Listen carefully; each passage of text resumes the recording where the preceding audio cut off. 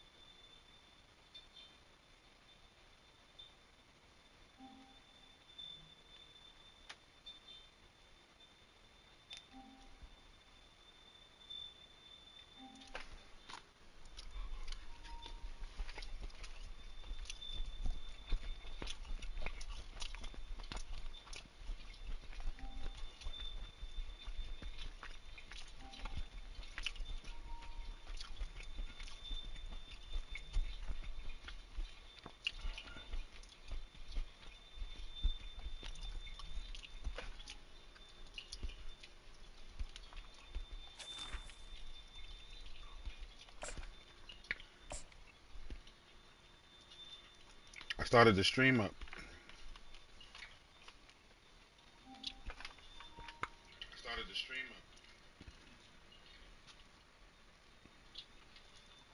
Yo, you can hear me? Kenny? Welcome, everybody, and we are fired up for another sensational college football matchup. Nobody at home today who can stake their claim in this neutral site showdown. There's nothing quite like a great rivalry matchup in college football. The bitterness, the intensity, the lifetime of memories that will come as a result of what we're about to see in this one. As we'll see, the number 13 team in the country, the LSU Tigers, taking on a team from the ACC, the Florida Gators. For EA Sports College Football, I'm Reese Davis, David Pollack, and Jesse Palmer with me. Guys, it's time to get it going.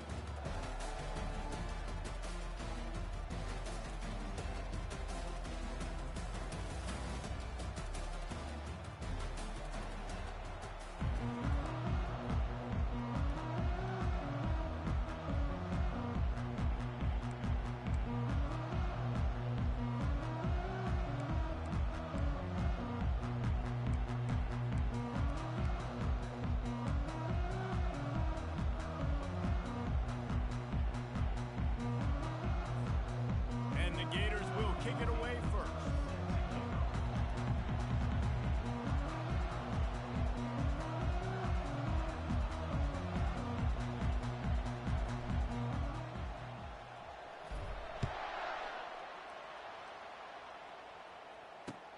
What kind of field position can he help them with on the return?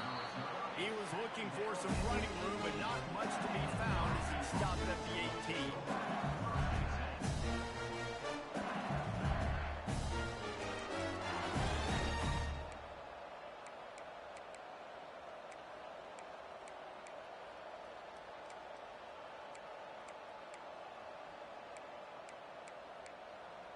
On first down, here comes this offense.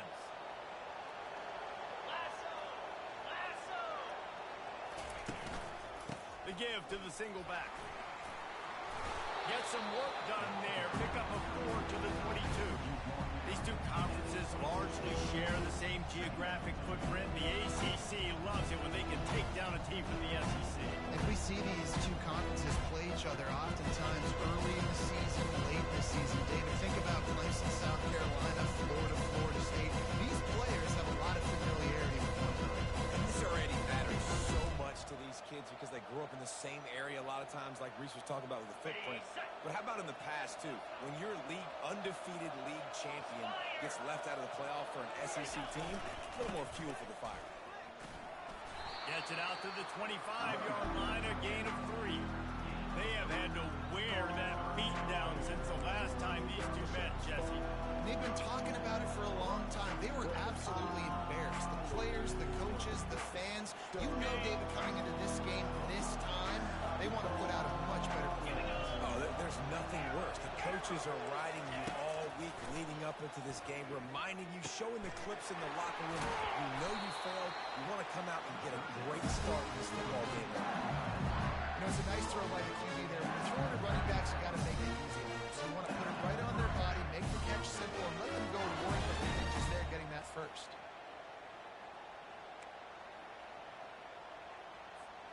The Tigers have it with a 1st and 10.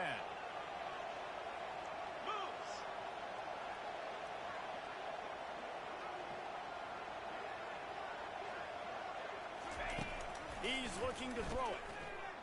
Now he's going to break the pocket. Firing to the right, complete. And 45 on his way. Really nice job there by both guys, the throw and the catch, to work that defense and get the 1st down. Just about any LSU offense will make you hold your breath when they play pitch and catch. Yeah, just such elite playmakers usually, just such speed. And listen, when you're a defense, speed kills. And LSU, no matter who plays quarterback, they always got dudes that can fly out wide that absolutely scare.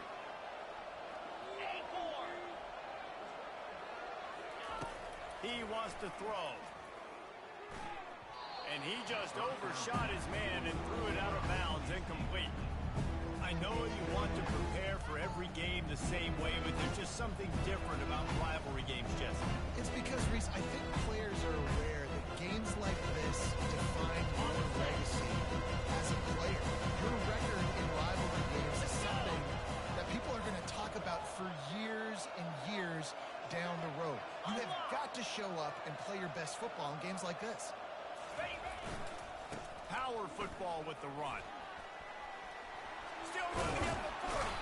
Lots of green grass as he gets it to the 31. Defense is going to have their hands full trying to stop this guy. They better rally to the football and get multiple hats because he is not easy to bring down. And they'll line up from the 31 on 1st down.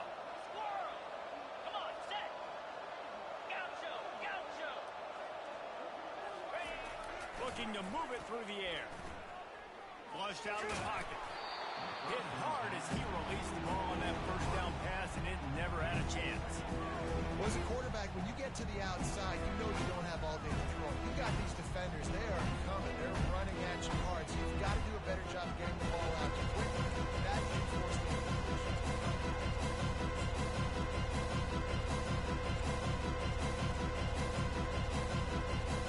They'll spread the defense out, going 5 wide on 2nd and 10. He's looking to throw. Unleashes one deep. And that one is picked up in the end zone. And the senior just snatched the ball out of the air and gave it back to his offense.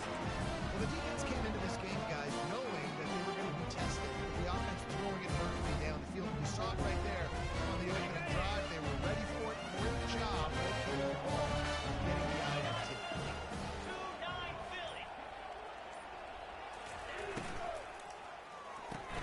Hold and fire complete.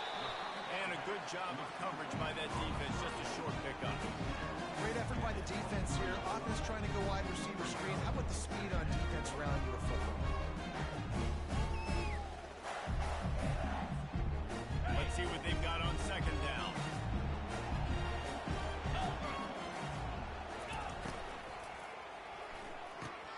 Caught in the backfield, it's Willis. He's run out of bounds, but not before. Turning in a big pickup and moving the sticks for a 1st down.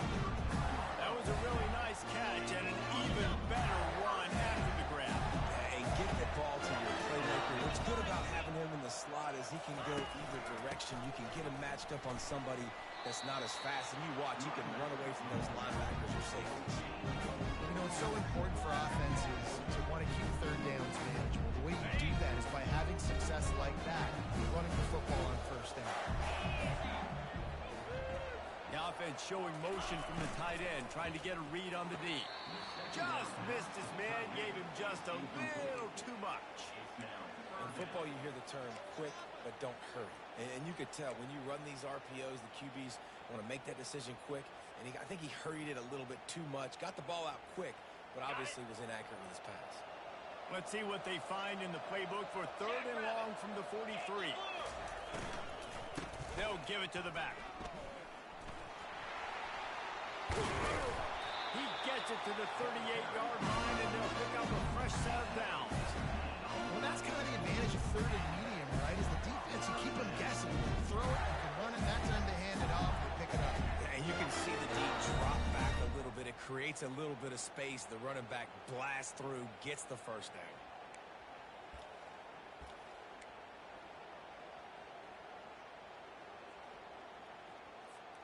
The Gators are rolling down the field.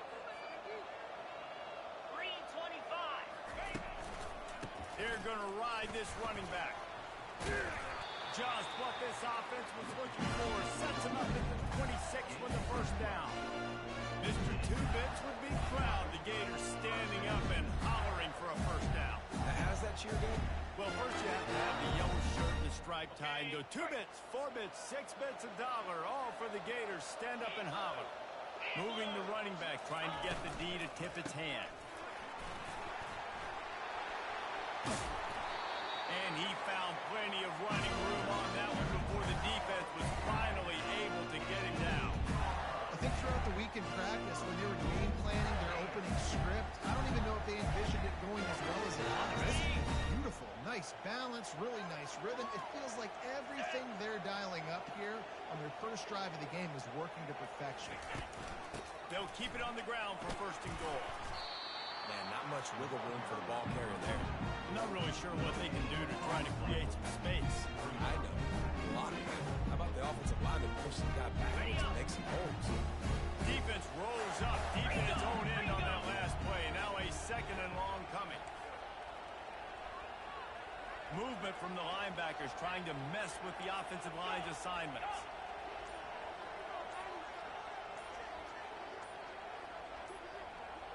Little touch pass to the receiver. He fought him off for a while, but that's what they mean by gang tackling.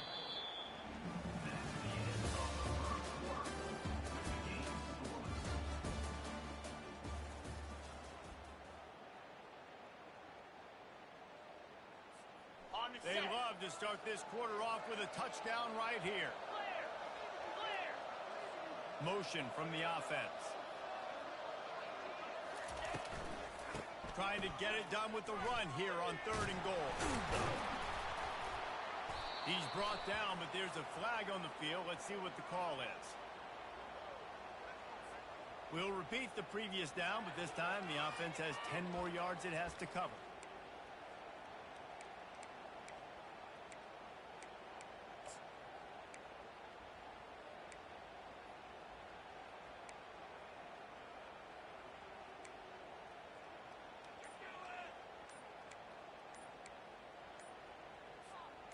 Huge play in the red zone. 3rd and goal coming up. Quick timeout call by the offense after the play. It's still 3rd and goal.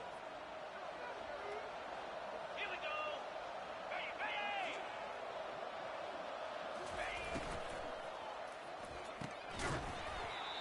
Oh, they really could have used that pass there. Physical pass defense. It brings up a 4th down. 3rd and long situation. They tried to go screen. I think they were hoping it was going to be a big zone and they could get those offensive linemen down the field, but the defense sniffed it out, forcing the incompletion. And on 4th down, here comes the field goal unit. And he'll envision the ball flight as he lines it up from the right hash and 38 yards out. And this one splits the uprights. And that'll put the first points of the game on the board. It's 3-0. Well, this team knew coming into tonight's game they had to get momentum early, playing at home. They want to get the crowd into it, so you get a beautiful drive here to start this thing. You would have liked to cap it off with a touchdown, but listen, you set yourself up for a field goal, you knock it through the uprights, you've got the lead, everything right now looking good. He's not even going to make it to the 20, much less the 25. He'll mark it out of bounds at the 18.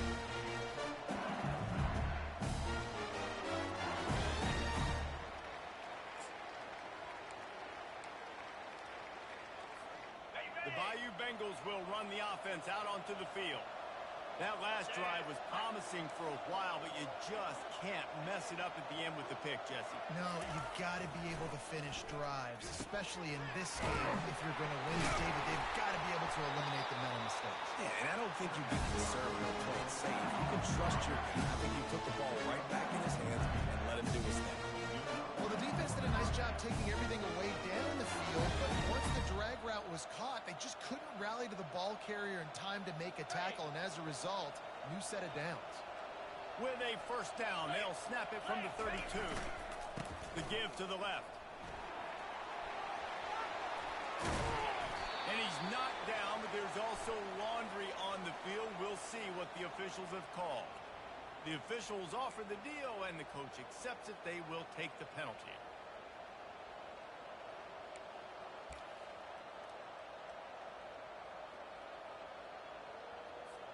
Here's this offense with a fresh set of downs. Gorilla. He's looking to throw. Quick strike complete. At the 35, he's loose. Just destroying his way through the field. And there was lots of space as he gets it to the 39-yard line. I know it's early in the game, but defensively after that play, you know you have to tackle the catch. When this guy gets the ball in his hands, he is so dangerous after the fact. So it's okay for him to make catches. You just got to get him to the ground quickly. And it's incomplete. It was wild, high and wide on that one.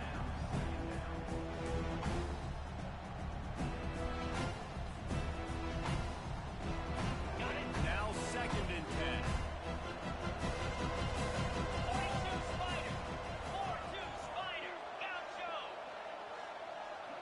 Go. They keep attacking through the air. Incomplete. Man, is he lucky to get that one back. Defense that close to an interception. Threw a pick last time. Almost threw another one. But you know what?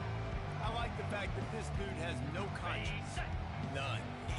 Arm arrogance, right? He's going to spin the football, try to make plays. Like, listen, take the good with the bad, right? He's going to make some plays. He's going to give some away. Let's try to do a little bit more of the playmaking as opposed to giving it to the other team. Tuna. On 3rd down, he drops to throw. Outside the pocket, lets it go. Right on the money to the outside. He dragged the toe. And how about the ball placement? Only the receiver could get it. Well, look, that wasn't a touchdown. That was a massive play for this offense. They needed some momentum. They needed to find a rhythm, and what better way than converting on 3rd down. Awesome job by the quarterback getting through his progression. Longer. Get set. Get set. Comes out throwing on 1st down. Quickly complete. And a big hit at the end, but it didn't stop him from getting the 1st down. And a great job on the QB, finding the running back, get him the football where he can do some damage after the catch, and most importantly, get the 1st down. LSU lining up 1st and goal. Arrow. He's going to pass. And the physical play there forces the incompletion on 1st down. Man, that's a big missed opportunity for the running back. I'm trying to find ways to feature this guy and get him the football in space and not just hand it to him all the time. And I'll tell you what, I'm a lot less likely to find those plays if you can't reel in those catches. DB's locked up tight on the receivers. And this senior quarterback knows he had a chance that time and just put a little too much on it. I love the decision by the quarterback. He found the open man, just don't love the throw. Got to be a little bit more accurate, make it easier on your target. On the 3rd and goal coming up here. Wide receiver coming across in motion. Touch pass on the jet sweep. Touchdown LSU! And they made it to the house where they found that 6 points waiting on them. Backed up in the shadow of their own goal post, no problem. When you start in the black zone inside your own 20 coming out, it's difficult. You can give up a safety. You get worried about that. The offense puts a great drive together. Great job executing. Great job getting the touchdown. And for a quick update, let's go to Kevin Connors in the studio. Two very different emotions inside the locker rooms of these teams who did battle today. Nebraska rolled to victory. And after putting up this kind of win, there has to be some Heisman buzz around a program. Oh, Jorge, I didn't know you was here. How about now, since you guys switch spots, do you want to have the envelope so that you have the hands free to get the trophy. It You're don't matter. reading it together anyways. You still have that Okay, line. there you go. You know what I mean? I don't want to take the envelope away from you. You sure? I was on that side. That's fine. Okay. Okay, alright. And then just... Okay. Do I go get the No, trophy? she'll hand it. Oh, okay, that's nice. Or you can Okay. hand it to... since you have the Yeah. maybe then Alex gets it. Mm-hmm. I'm going to have a So just sponge find wrap it. Okay. or Pie. a strawberry shortcake. Yeah. I know. Try not to drop it. You think that makes it sloppy when kids hold it? Slobber down their hands. Is that Paris Hilton?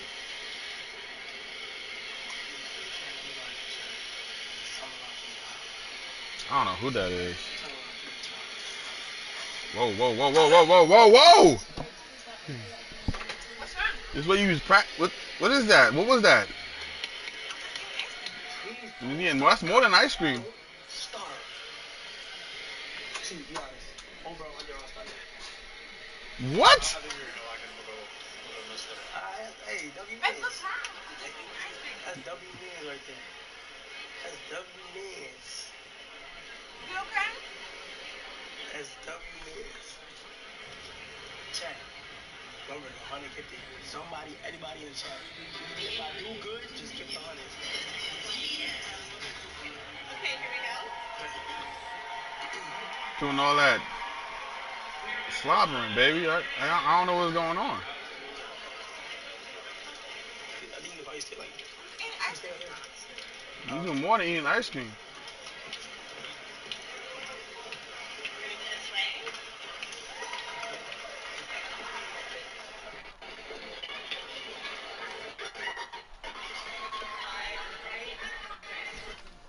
Nice and tight together. Black right now, but as soon as the script copy comes back, you can start. say less. And we're starting right after that. Yeah, it comes out of commercial and then there's an announcement that introduces you and then it comes right to you. Got you. In the package, like I said, Alexa will stand over to your right. And grab it. She'll give you the trophy. While they're giving their acceptance speech, you go to the circle. Okay. And the other thing that's the most important is that there's times it's open there. Okay, yeah. So just be really careful. I'll fall in there. Either way. Okay. But just be aware of that. Okay. Oh, I probably would have gone first. Okay. I don't play this game. Shut up.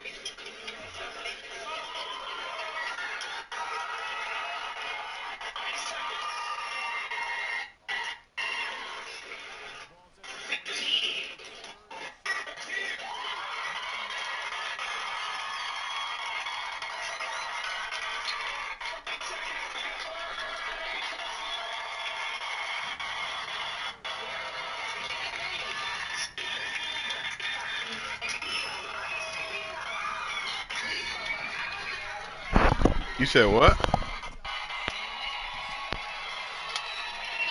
it's great to present with you tonight at the American Music Awards. Totally, Alex. Because as music lovers, we both know great artists have always been somewhat of the most important influencers of all time. You know, the American Music Award for favorite female R&B artist has gone to so many influential legends, like tonight's AMA icon, Jackson, Mariah Carey, Rihanna, and Beyonce.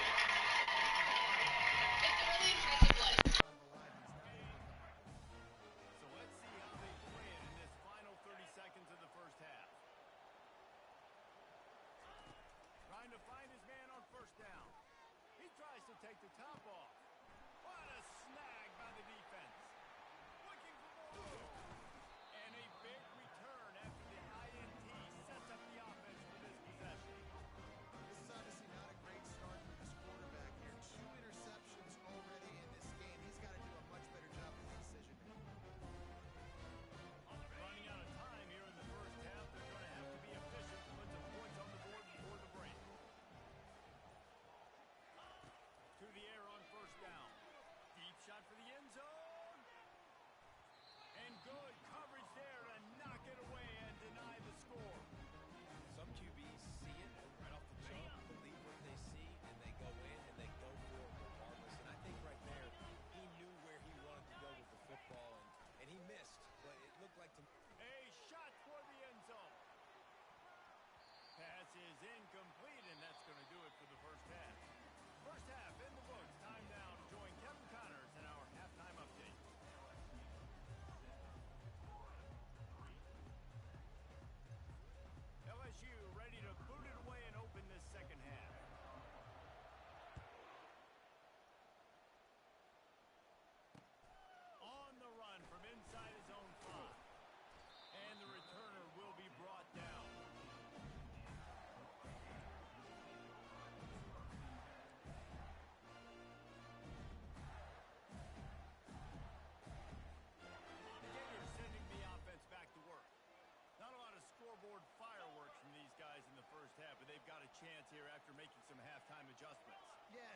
just takes one play to kick the door open, and all of a sudden there's a lot more confidence again. So which guy on this offense can hit the big home run and break? And oh no, he loses the ball at the end of the run. Oh, it looks as if the defense got it. And they their inner Mike the Tiger. Don't you think Mike could get a big paw in there to swat that thing free the way the Bayou Bengals do? Yeah, and when you're the secondary and you're flying up, great job understanding. The guy's already kind of slowing down a little bit, but where do I put my head? I put my head on the football, get my hand on the football. Those guys, those DBs from LSU really understanding that flying up, making the big play. They'll try the run.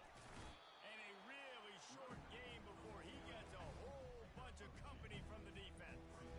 That's a really good job by the defense, wrapping them up, getting them on the ground, take away that run game, make them one-dimensional, put them in passing situations.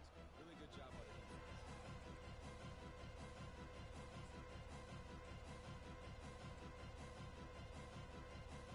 After picking up a couple at 2nd and 8. Pound 55 weak. Off the bootleg and rolling out. He just got rid of the football. Not sure what he was doing. They're going to get him for grounding. So the decision has been made, and the coach will take the penalty. Some third down conversions tougher than others. This one a long one on 3rd down from the 43.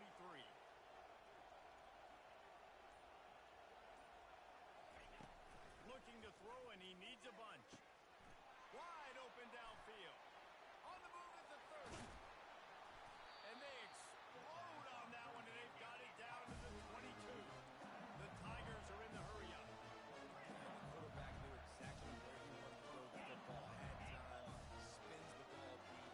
Nice job by this offense, understanding what the defense is giving them and creating explosive play. Hit hard just as he released it on 1st down and just couldn't get it to the receiver. And finally, the defense is able to get some pressure on this quarterback. They had been trying all game long different ways to affect him. Weren't able to get there. But on that play, because of the pressure, it affected his action. Pass rush coming after the quarterback, and they get him at the 32. This is a 3rd and long.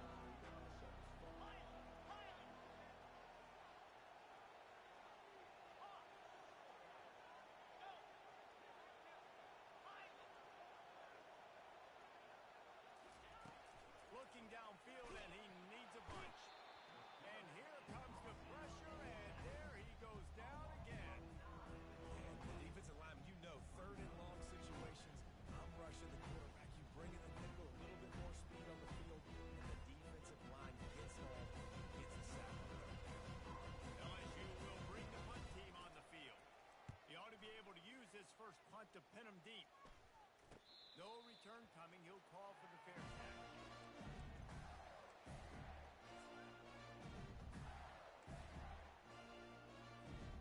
Florida has the ball back, and here comes the offense. The slanting has been tough. Scores have been at a premium, Jesse, and every possession seems like it could switch the momentum of the game. Yeah, Reese, for this offense, just feels like they just haven't been as physical. For this offensive coordinator, David, he's having to go deep into the playbook just to try to generate a first down. Well, and the good thing is there's not a ton of game pressure because the other side's not scoring either. But if you can find that one thing that, get that one positive play, and then maybe you get those juices going. And nothing but green ahead.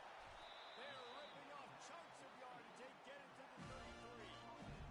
Phenomenal play call by the offensive coordinator. You're calling screen passes to take advantage of a good pass rush, and that's exactly what happened. The offensive linemen, they just let it. And the defense gets home and makes a play at the 37-yard line. Really need to pick up some yardage this time on 2nd and long. How about that Bayou Bengal defensive front showing some dominance? Booger McFarland, Marcus Spears liking their pressure.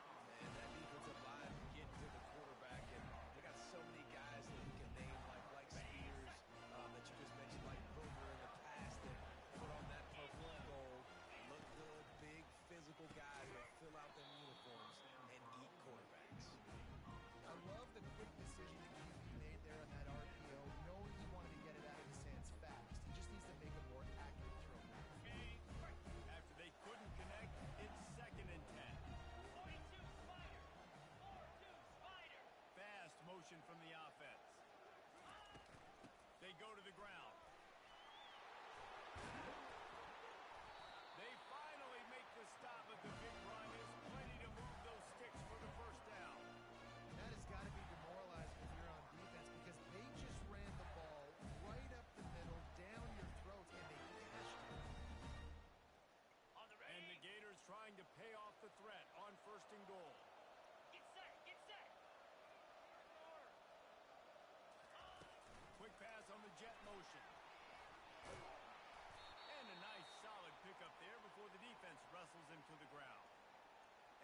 touch passes, man. They're just the easiest completions ever for quarterbacks. Palmer, I bet you would have loved being able to just flip it forward.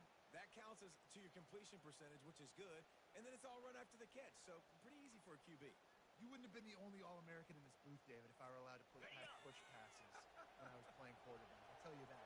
It is so hard to defend. It's so hard to seal that edge, especially when this guy's full speed ahead coming around the outside. Trying to run it in. Touchdown, Gator! And with that, they jump on top here in the second half. Follow the blockers. The offensive line will take you to the hallelujah land. And I'll tell you what, most of the time, Reese, it requires a bit of skill to find that hole and slip it through a little crack. That was not a crack. That was wide open. It took a lot of vision because the blocking was outstanding. And the extra point gives them a 3-point lead at 10-7. We check in with Kevin Connors. What's going on, Kevin? All right, guys, want to update you on a game that went final moments ago. Duke had an impressive showing at home today, and I know the fans outside Krzyzewskiville are ready for hoops, but pay attention to what's happening on the gridiron too, people.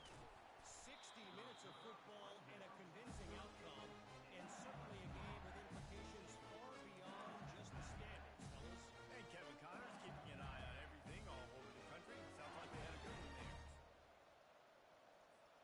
LSU will dive into the playbook here on offense. And in a low-scoring game like this one, David, every possession is magnified. And I think more than anything, it just gets frustrating. And you got to put that behind you. You got to see what this defense has been doing to be so successful. Or now use it against them. Yeah, David, I think for a play caller, this is tough, right? It's like you have to have the perfect play on just to get a first down. In these types of games, I think you're just trying to get guys out of space. See if a dude can break a tackle. Maybe that generates an explosive play. It breaks this trend. Quarterback wants to throw on second down. Makes the grab down the left side. And they are pushing the ball down the field. A big pickup on that one. The tackle is finally made. It's a really nice job holding that pass in. And you think LSU has just been such a breeding ground in recent years for receivers. Jamar Chase, Justin Jefferson, OBJ, Jarvis Landry. They all have the ability to make a play anywhere on the field. And that's what this guy can do. You can line him up anywhere. He can run routes at all three levels of the secondary. The defense has to know where he is lined up every single play. Just too much heat that time, and they knock him down at the 31. That is a nice job by the defense in a sudden change type situation. The play before, you just gave up a big completion down the field. So you got to try to stop the bleeding right away up front. The pass rush comes through before you can create a gap. After the big first down sack, it's second down. He's looking to throw. Got his man. So much change of direction. He's down to the 23. LSU quick to the line.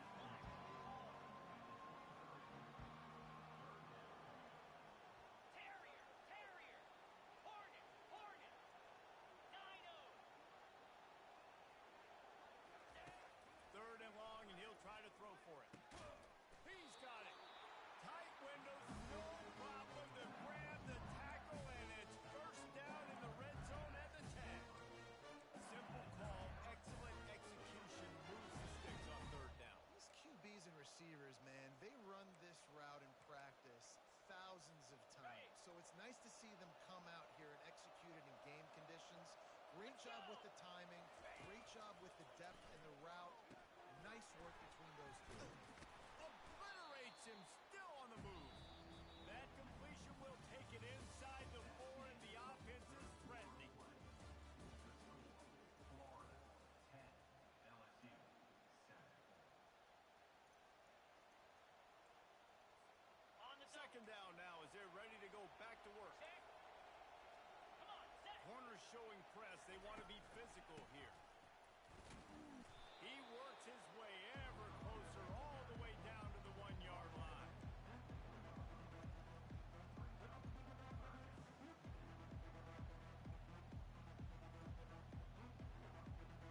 They'd love to pick up this third down and get a fresh set with first and goal. Easy. On third and short, the power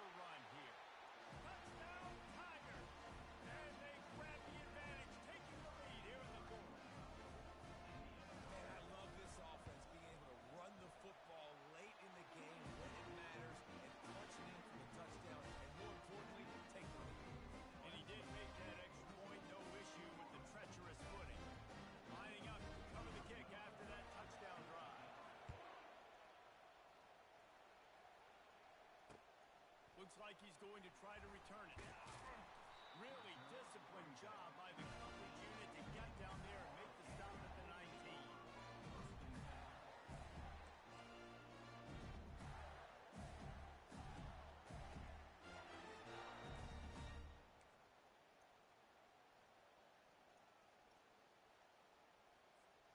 The Gators sending the offense back to work. They unleashed an aerial assault last time that took him right to the... He's going to let one fly down the middle. Throws into double coverage and it's picked off. He'll try to take it back. The 30. At the 20. He is finally out of bounds, but he was smelling that end zone on that return. What a game-changing play by this defense. Nice job. You got them backed up in their own territory coming out. Now you force a turnover, set your offense up with some great scoring field position. They'll run this play from the pistol. Linebackers shuffling around, trying to keep the quarterback from getting a read. He's knocked down in the backfield. He'll lose a couple. How about the defender being a heat-seeking missile? He was on radar. He found the football and flew down with some bad intentions. On second down, he'll fire. Quickly complete. They'll get it down to the 8-yard line on that throw and catch, and the defense is backed up against the wall. I like the decision by the quarterback here. Just get the ball out of your hands. Get it to your playmaker. A lot of times he'll dance and make even the bigger plays than he did here, but it was still a positive game. Not a lot of ground to cover and not much to defend. A big third down in the red zone.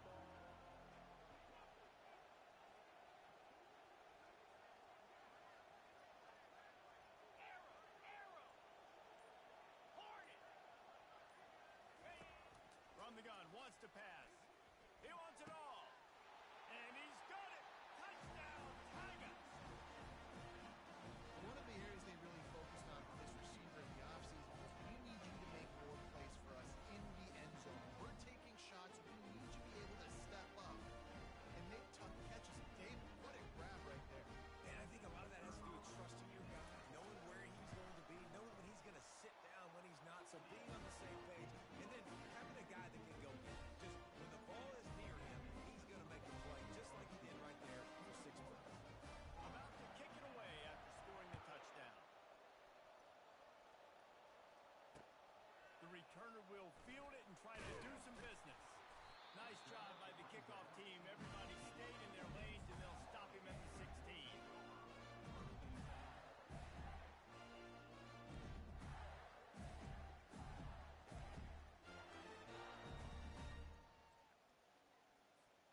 Florida has the ball back, and here comes the offense. Well, the good news about this drive, Jesse, it can't go worse than last time through a pick on the first play. No, it certainly can't. I think one good way, David, to help your quarterback turn the page is just find him an easy completion here and let him get back into a rhythm. Yeah, or find him an easy handoff. Just hand the football off, maybe get the ground game going, maybe jumpstart this offense a little bit. The defense in a most benevolent move, giving the offense a new set of downs. Wide out in motion. Off the play fake on first down to throw. He rifles one deep to the left. It's complete. A huge pickup. And they'll do more than move the chains. They'll move that thing more than 30 yards down the field before he's finally stopped. That's a beautiful pass and catch. I love the job the quarterback does manipulating the defense with his eyes. He froze that safety, and that allowed his receiver more room to work his route.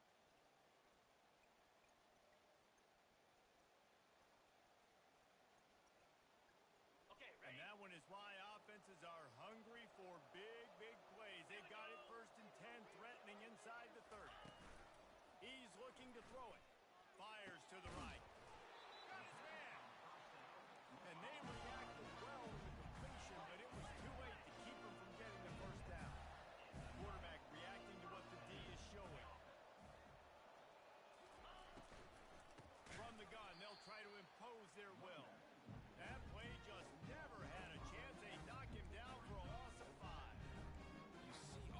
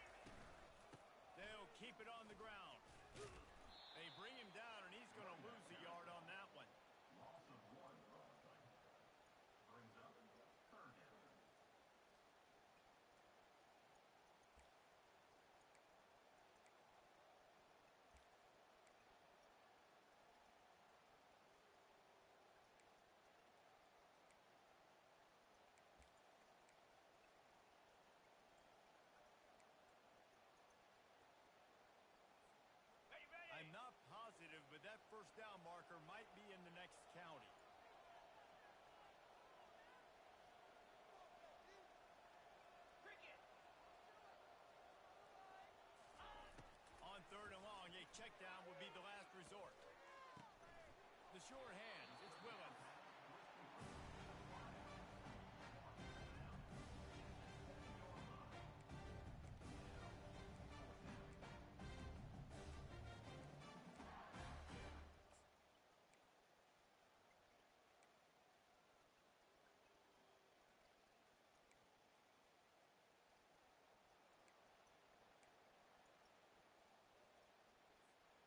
Here's fourth down and down 2 scores. They'll go for it here in the fourth quarter.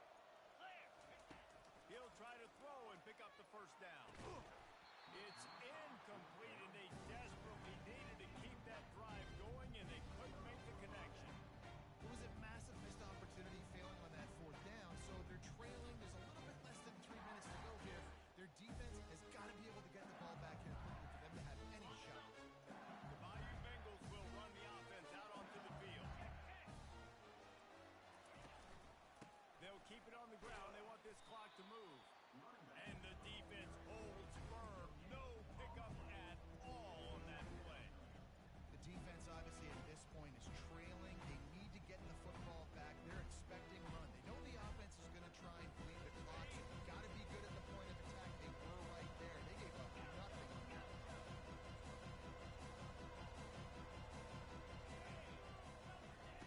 He wants to throw here on second down. Looking to take a shot. A full dive to haul that one in. LSU right back to the line. Wow, that is a sensational catch. And I tell you, you make catches like that deep down the field for your quarterback, he is going to go back to you again and again and again. That was a highlight play.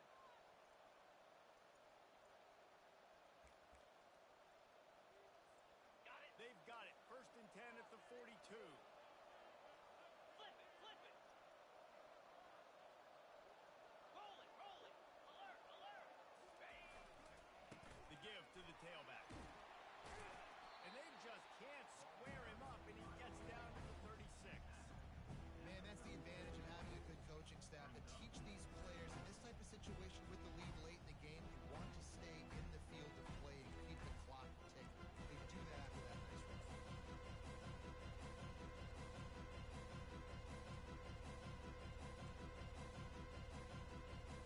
Wouldn't be surprised to see them go right back to the run on second down and maybe put this thing away.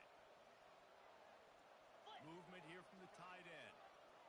Hey, Cam. Cut, cut, cut. The play action fake. Well, the quarterback can make a big play when he starts moving around.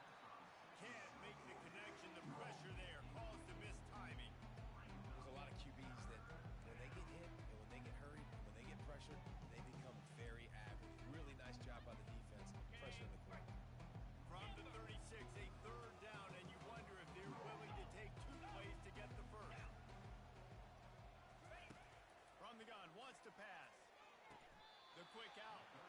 And he'll go down, but he has enough for the first down. He has been the go-to guy on offense all game long. And on a critical 3rd down here in the 4th quarter, surprise, surprise, guess who they go to? That guy.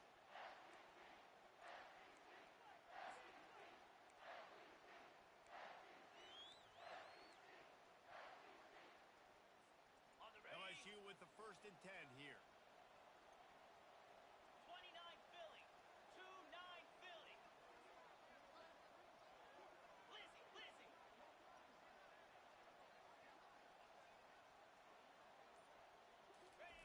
He wants to throw. Got out of trouble, got rid of it. And here's the pick, and oh, did they need that right now. Takes it the other way. At the 20. And stampeding through the defense. And the senior just took that one out of the air and sent it the other way. Hey, you know what? You kind of deserve it. Late in the game where you could run the clock out, still throwing the football all over the yard. Now this game, it's a long shot. A little bit. And the sudden change situation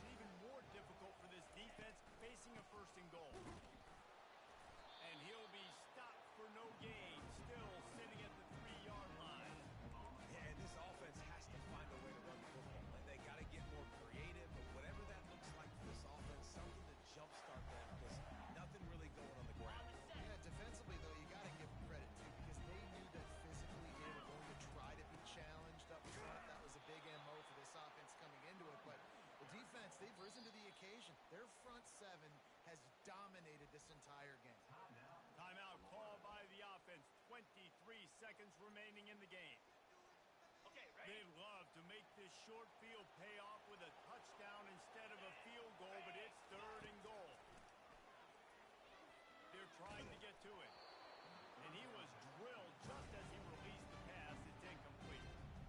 This offensive line is not going to like watching the film back tomorrow when they get the opportunity, because they have gotten beat time and time again up front, especially in passing situations. All of the hits, all of the sacks this quarterback has taken is the biggest reason why they're going to lose.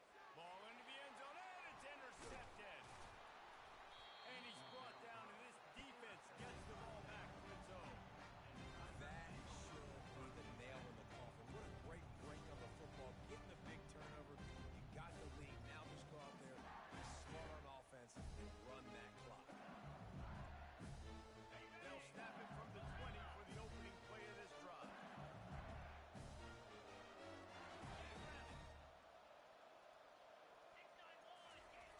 He'll come out throwing on 1st down. He lobs one high down the left side. He's got it downfield for a huge gain. Touchdown Tigers. And once he found some daylight, it was time to make a house call. And you knew this one was over already, but how about an exclamation point to go with it? Another score for this offense. They've had themselves a great day, and the stats just continue to pile up. Lining up to tack one more onto that lead.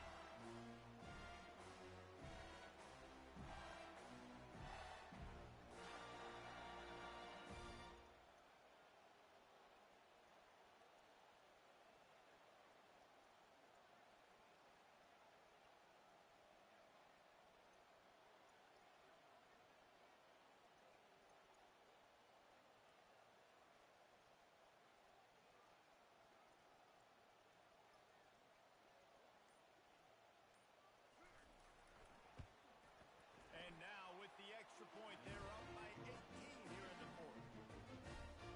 That one's going to get a little star marked beside it on the play sheet.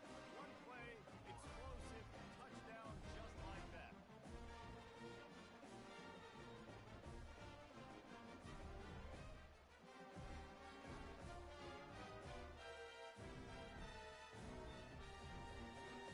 The kickoff team out there set to boot it away. Set to kick this one away.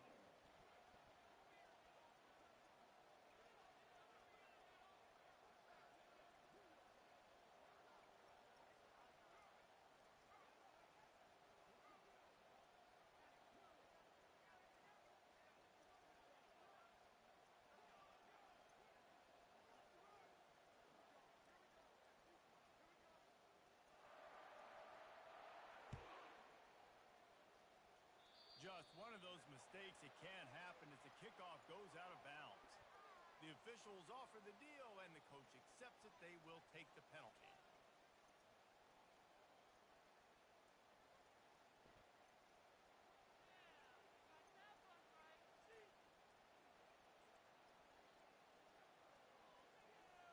After this, it'll be a wrap.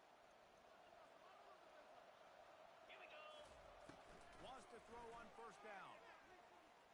He's taking a deep shot late in the game. A sensational grab down the field there as they try to at least put a positive spin on the end of this game. They get a big win here and start the season on a positive note. You got to love that as the players. You come out, you have so much anticipation coming into the season, finally getting ready to play in front of a live audience. You're able to come out and execute, get this win. Jesus Christ. You know, and just Play what? You know, it's just What we playing? they're Oh, gonna do they? Yeah. The people that's holding us back, are they here, Buckles? Oh my gosh, bro. I've never met a nigga that just want to live and not do anything in the game. You're gonna score if you kill or if you last. It's either or. If you win, that's a plus. Like if you win, that's like a major plus. Like, oh yeah, you won, good job, congrats. Hiding is not gonna get you anything, bro. You're gonna accumulate 12, 20 points here. Like that's not gonna move you up the rank fast. Now you're gonna play 400 games to get up one rank.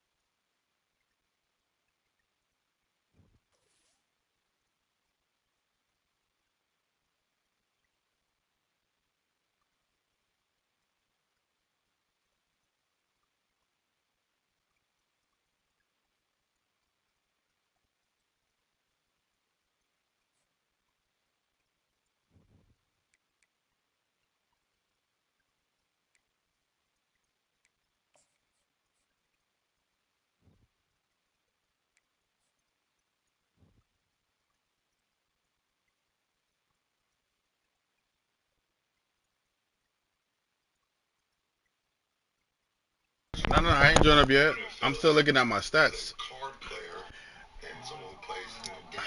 I know this is the best game I've ever played. Sometimes you don't see the table turn. And hopefully No, this is part of my. I can't play him again. You got an hour. Get that nigga the fuck out of here then. What are you doing? Those are things that just don't show up in analytic data. Got an hour and shit. Analytics is great. I value it. I know you value it. Part it's important, but it's Damn. meant to be cold, right? But we're human Did you beings. sleep? But it doesn't account for chemistry. It doesn't necessarily account for like. You need to start sleeping, bro. Guys on the floor all the time. Yo, I'm gonna come and give you some. I got some insomnia medication that'll put you to sleep. But it's always going to be just a part of the puzzle. I'm gonna give you. Just take one. Just take one. I'm gonna give you one, and it'll put you to sleep. And you also are trying to obviously. I promise you, you get a good night's sleep, bro. I mean, shit, you have to have the right personnel. You can't go to sleep, Buckles. You know you can't sleep, bro. I understand that, more threes, layups, all that stuff, but I'm loading up. There's certain coaches and certain, rosters that doesn't always fit the criteria, but they're trying to meet it because they've hired this department. Sure. And you go out there, and there's times where I'll be on the floor, and that's what I'm doing. There's teams that's out there doing certain things, certain guys. I push the Xbox button on my PC, and it's loading up like a real Xbox. It's like it's not benefit to where he is today, but this is what he has to do because that's what they're telling him. Because PC is not connected to console with 2K. I'll tell you, the moment they allow PC in 2K with everybody else, y'all gonna find me on PlayStation no more. The only reason why I play PlayStation is only for fucking. Another way that I think momentum is interesting is in the I'll be done. So the Boston example, maybe it's not the right word, but they're up 20. I'll be done with PlayStation. We're gonna foul. And the other team is. We got nothing to lose. We already lost this game, so they're coming at you. PlayStation will be a paperweight. And things flip fast. At that point. Yeah, I mean, I was watching game 3. Let me change my mic over. In the Garden, and Boston was, dominating that game. I think they were up 25, maybe 28 in the third quarter. Mr. Robinson's on the court. They just started fouling. Yeah. They just started fouling. Yeah. Put him to the line. You're not going to give you any momentum. Can't make threes. You're not going to allow Jalen Brunson to catch a little rhythm because and we all know, you lose one game, okay, there's one game, you lose by 50, you lose by 1. Okay, it still hurts. But the one thing from one game to the next game that can happen is a guy can build some momentum. See the ball goes in. Changes everything. It changes everything. He's feeling good about his shot that he maybe wasn't feeling good up until that point. And just like you said, on the contrary, when you getting your ass whooped, you're just trying to you're doing anything to try to get back into it. So, Boston, they do a good job of like either, up 28 or shit. If I'm up 6, they're not afraid to jump it up too. They always keep it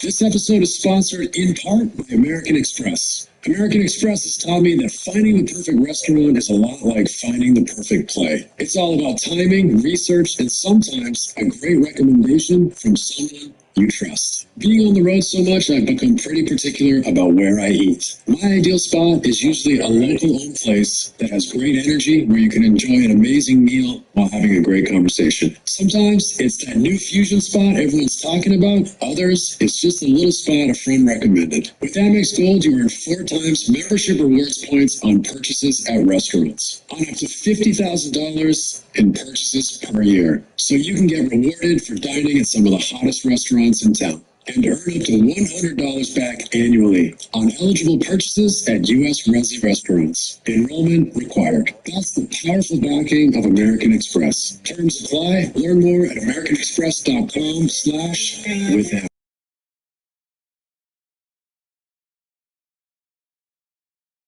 Alright, I got everything switched. Y'all can hear me? Mic. Can y'all hear me? Can y'all hear me? Can y'all hear me? Yo. Oh. Alright, thank you. That's all I wanted to know, if you fucking can hear me. Damn. Always loved our chats, and one of the things he said to me was that the best man-to-man defenses feel like a zone, and the best zones feel like a man-to-man. Who playing? Yo, Joe Buckle, you sitting there turking in the back, bro? What's going on? Cleveland play, or some over the top, or some of the other zones we've seen come in here, or just these hybrid man zones where, like, I feel at times Denver's just putting a flow. I'm out here. I thought you was doing flagrant actions, boy. The things that you guys. Yeah, we were doing, You guys were It zoning looked like zone, but bringing we guys out of the corner. You Yeah. still have your matchup. Yeah. But you're saying, go ahead and throw it there. Yeah. We'll be high We'll figure hands. it We'll out. make you throw it. We'll Yeah. stun and get back. Mhm. You know, we're seeing so much more of that. Miami's notorious all year round. Was always He's damn good with his zone. changing. And I think that's a great point because I think I see zone becoming a part of it. It's a little bit like, you know, we're playing pick on. Now we're getting to spacing. What's our spacing package? Then teams got really clever about the spacing, so we start cutting. Yeah. Now you're seeing teams cutting from the baseline and whatever.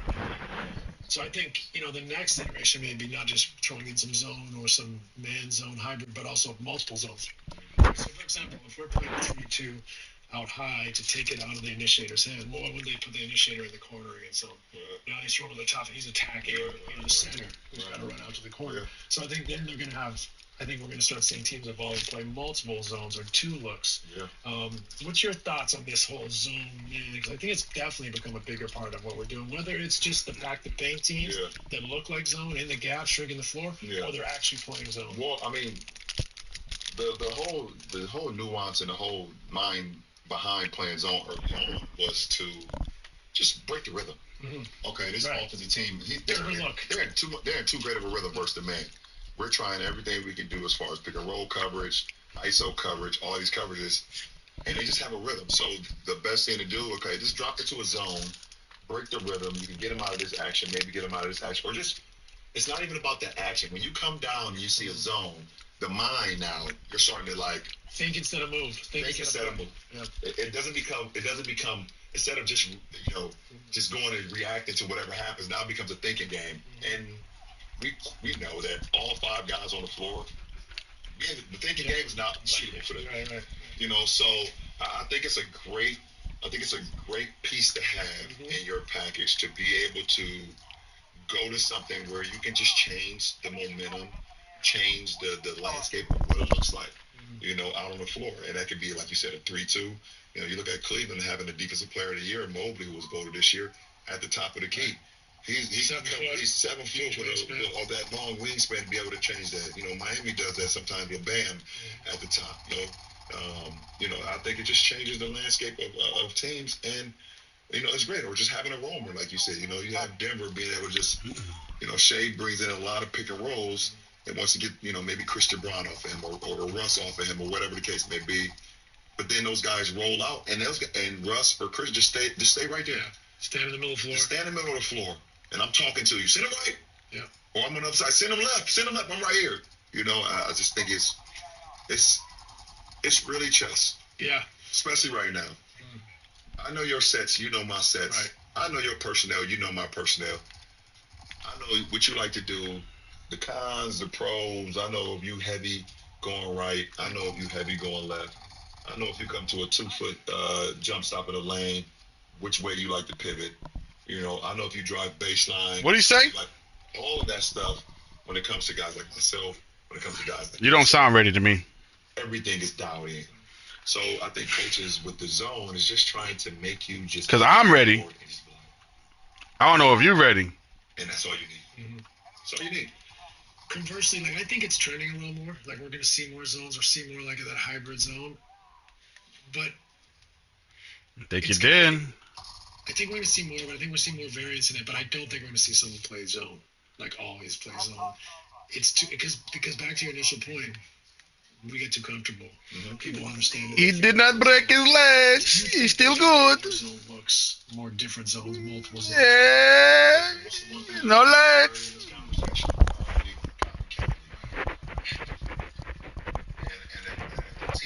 If a team that is historically not good in man-to-man defense, then it's something that will be introduced. I think more teams are practicing. Even if I can say that I believe more teams are practicing it, even if they never show it in a game, but they're thinking about it. You know, and I would say that I can see it All right, man. Let's get it together. 2 years. Let's get it. Let's be aggressive. Like you play Miami, they will literally start the game. Yeah, he did that. Into a zone. Just make you think. And they just making you think. And they're very active in their zone. They have great principles. You can tell they work on it. They're basically, but more importantly, they just trying to make you think. This is valuable time of killing that we should be doing. Killing. Because it's led to this in a way. Nah, it's too late. It's too late. It's too late. It's too late. We already picked it. It's not. You're going to switch everything in a zone anyways. So once you start switching, No. and teams get kind of, one-dimensional, we're just bringing up their weakest defender, and they're switching that, and then what? Okay, they got the matchup they want, but guess what? And after we get this, we gotta move. We got what? 2 minutes and 30 seconds. You have the flood, it's a zone, We gotta move. We spent a lot of time in there. I think more teams will definitely. Well, why not? Right. Exactly. Oh, you too low. You too low. I'm gonna grab this. It's underneath. It's in the what you call it. I'm landing here, man. We gotta go even lower. We gotta go down to grab it. So I think there's going to be more risk taken because I don't think it's worth it. There's a bounty right here we could get. Try to get some money. in their mind to make them think. Yeah, it's too low. I told y'all. I'm not gonna get it. We get the C max. Because you got to fit to your personnel. Yeah. You got to fit to your matchups too. Yeah. Remember, I remember seeing Spo in the bubble play some zones where he hid the weakest of the smallest defenders in the corners. He had two athletes up top. And Wow, that shit's outside? That's crazy. In the middle, like just under the nail. Like just making up What's rounds. this? So that now It's next to you now. You're not reacting. You're controlling. Obviously he's been great at innovating and doing different things, but I think those types. It's next to you again. Hey, look, we can't do All right. this. They used to be up here, remember? Remember the bars used to be up in this house area? You definitely have enough. It's also fun to see teams take risks. Come, let's get it, and let's drive back out of here. Oh, you should have grabbed that bounty, Buckles, before we left. Matter of fact, where you at? You in the air? I was going to say, get my money. Stop teams in their tracks a little bit or just throw up their rhythms. Where we at? Right here. Fellas, money. What's up? You still haven't bought it yet? You still haven't finished the mission yet? Yo, we gotta hurry up, fellas. Also, it's difficult to referee people like you, Nicola, because you're so physical that sometimes like I can handle it. Yeah. I can't grab it. I mean, if that's how we're gonna play and that's how we're gonna allow it to be played, then We going sniping on this one, fellas. Yeah, let's take that vehicle. Does this truck work? Truck don't work. Huh?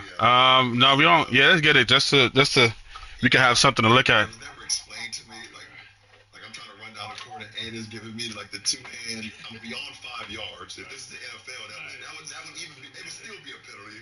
I was beyond 5 yards in my route running. But it was fun. It was competitive. You definitely wondering like, okay, Where is it? Oh, to your point, like, okay, is this what line are we crossing, or is there not a line at all? they in Then you go through the lane. they gonna see us. Oh, they moving. They moving. You done like this, and They going to a military base? This is stupid. They gonna die. and he's doing like this, or anybody, doing that. And then I see him right here. Where's the line? Oh, right next to us. Niggas is right next to us. Physicality. I mean, that's what we preach on that. Like, it's different. You're not getting The away fuck? with that at all. It's 0% chance you're getting away with any of that in the regular season. Yeah, get back in the car. Hold on. I'm driving over there. There's a possible chance you can. And let's I'm gonna tell y'all when to get out. Don't get out just to get out. The same could go for you. I'm thinking like, was there anybody for you like when the postseason started? You knew, oh shit. There you go right here. Totally different feeling. Yeah. As you know, they're always trying to get. In the house. They in the house. They bunk it up. I remember like sometimes when we were talking about. Don't get out. Don't get out. Where it is, like you just got. It's three of them. It's three of them. You can't get frustrated. I remember like Bruce Ball. You got snipers? The balls like out by center. Why'd you get out? Why'd you get out? Why'd you get out? Get out right here, buck. That's kind of Oh. What's the line there? Or like No. you got the ball out of center and you're just whacking your hand. You're off tracking it. And the refs are like, play. Like it's not affecting you right now, and it's like, okay, but what does that lead to, right? So I think sometimes, like, I respect it. You got a sniper hood? Get away with what you can get away with, and try to slow you down, throw you off, maybe just frustrate you. Whatever it is, go. Like I love that. People trying to play the game, give themselves an advantage to win, but it is funny in the playoffs. So sometimes, like, you're like, in what world is that a league of basketball? Right? Like, and then on the other hand, I think it frustrates me sometimes. Like they grabbed the vehicle. Investigate scenarios. And maybe Let's go. We can't fight that. Like, there was a play where, wait, where you going? You're missing two people. Who need armor? I can't remember who it was, but and his foot dragged. Come on, let's go. On the neck or something on the way down, but it's like, look, I know people can make the argument that Draymond knows. Yeah, let's get to the circle. Let's go to the left side. Let's hit up storage and boneyard that way. Oh shit. Forensically, like, looking at the Zapruder film and trying to figure out who's. It goes back to the. I don't know. This is kind of off topic, but. Oh wow. Camera work in the postseason of our game. Turn around, Buckles. Turn around. That I have never seen in my fucking life. I didn't know that existed. You're talking about the Yes. I've never seen that computer work in my life. I would love to know if they took all the usual cameras, which I'm sure there's like 20, and could find the foul. Where the fuck did that camera come? I've never seen it, because it didn't look like it was an HD. Damn, I killed one of them. It was like I killed one while in the vehicle. It was like GoPro's camera. Like, I was like, what the fuck is this? Right. No, it's two left. It's two. But like, that's the fun part. And I get it. It's difficult, but like some of this like forensic deep dive stuff, like the example the other night. Nah, there's no way he killed one. Do we? He punched him, I guess. But you just killed one. It was a close fist, but he didn't swing. Yeah, but who knows if it was like a little jack. Like. Really? Well, I mean, Lance Stevenson should have been kicked out of every game that he played in the 2011, 12 playoffs. The shit. Right. I mean, like, there's the thing. It's like. I love you already, by the way. It's kind of like, you're out of your mind. But it's kind of like, semantics. We like, he literally went like this. Right. And we were like, that's it. He's kicked out of the game. Whereas someone could like line someone up and throw a shoulder through them for. Look at the stats, you idiot! Oh my gosh. And it's like, no, but that's more of a basketball move. It's like, you know what I mean? What do you look at? What does he see? What do you see, Hood, on the stats? Right? And I know there's a thing about escalating, but I think it almost makes things escalate more. Because now it's personal. Like, we're talking about it. We micromanage the situation. So sometimes I get a little bit frustrated. Like, we let stuff go in the flow of a game, and then it's like this one little weird thing happens, and it's like, we got to get this right. I told you there was two left. Like, about something that did not need to be a thing. That's what this started. Take it out on the side. Let's keep going.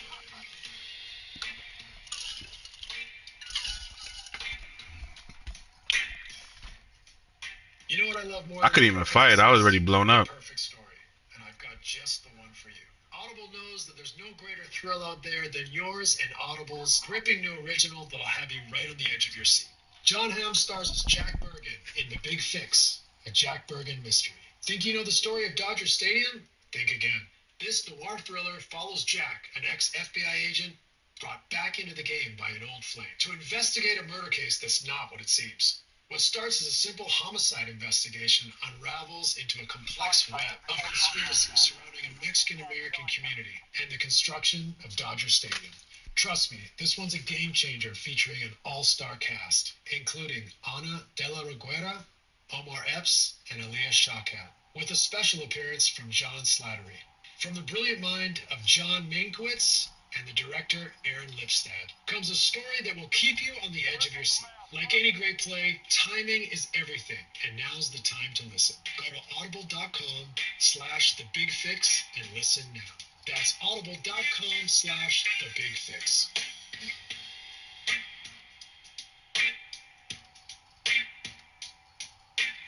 No team's ever come back from a 3-0 deficit, but I actually almost had that experience. I was playing in Dallas. We went 3-0 up on playoffs and had to win Game 7. Give me some money, Hood. Drop your money. Oh, that was an example damn. of like momentum completely completely flipping. Yeah, and that one is discounted too. It's hard to win 4 in a row, especially if you're a team that is good enough to win 3 in a row.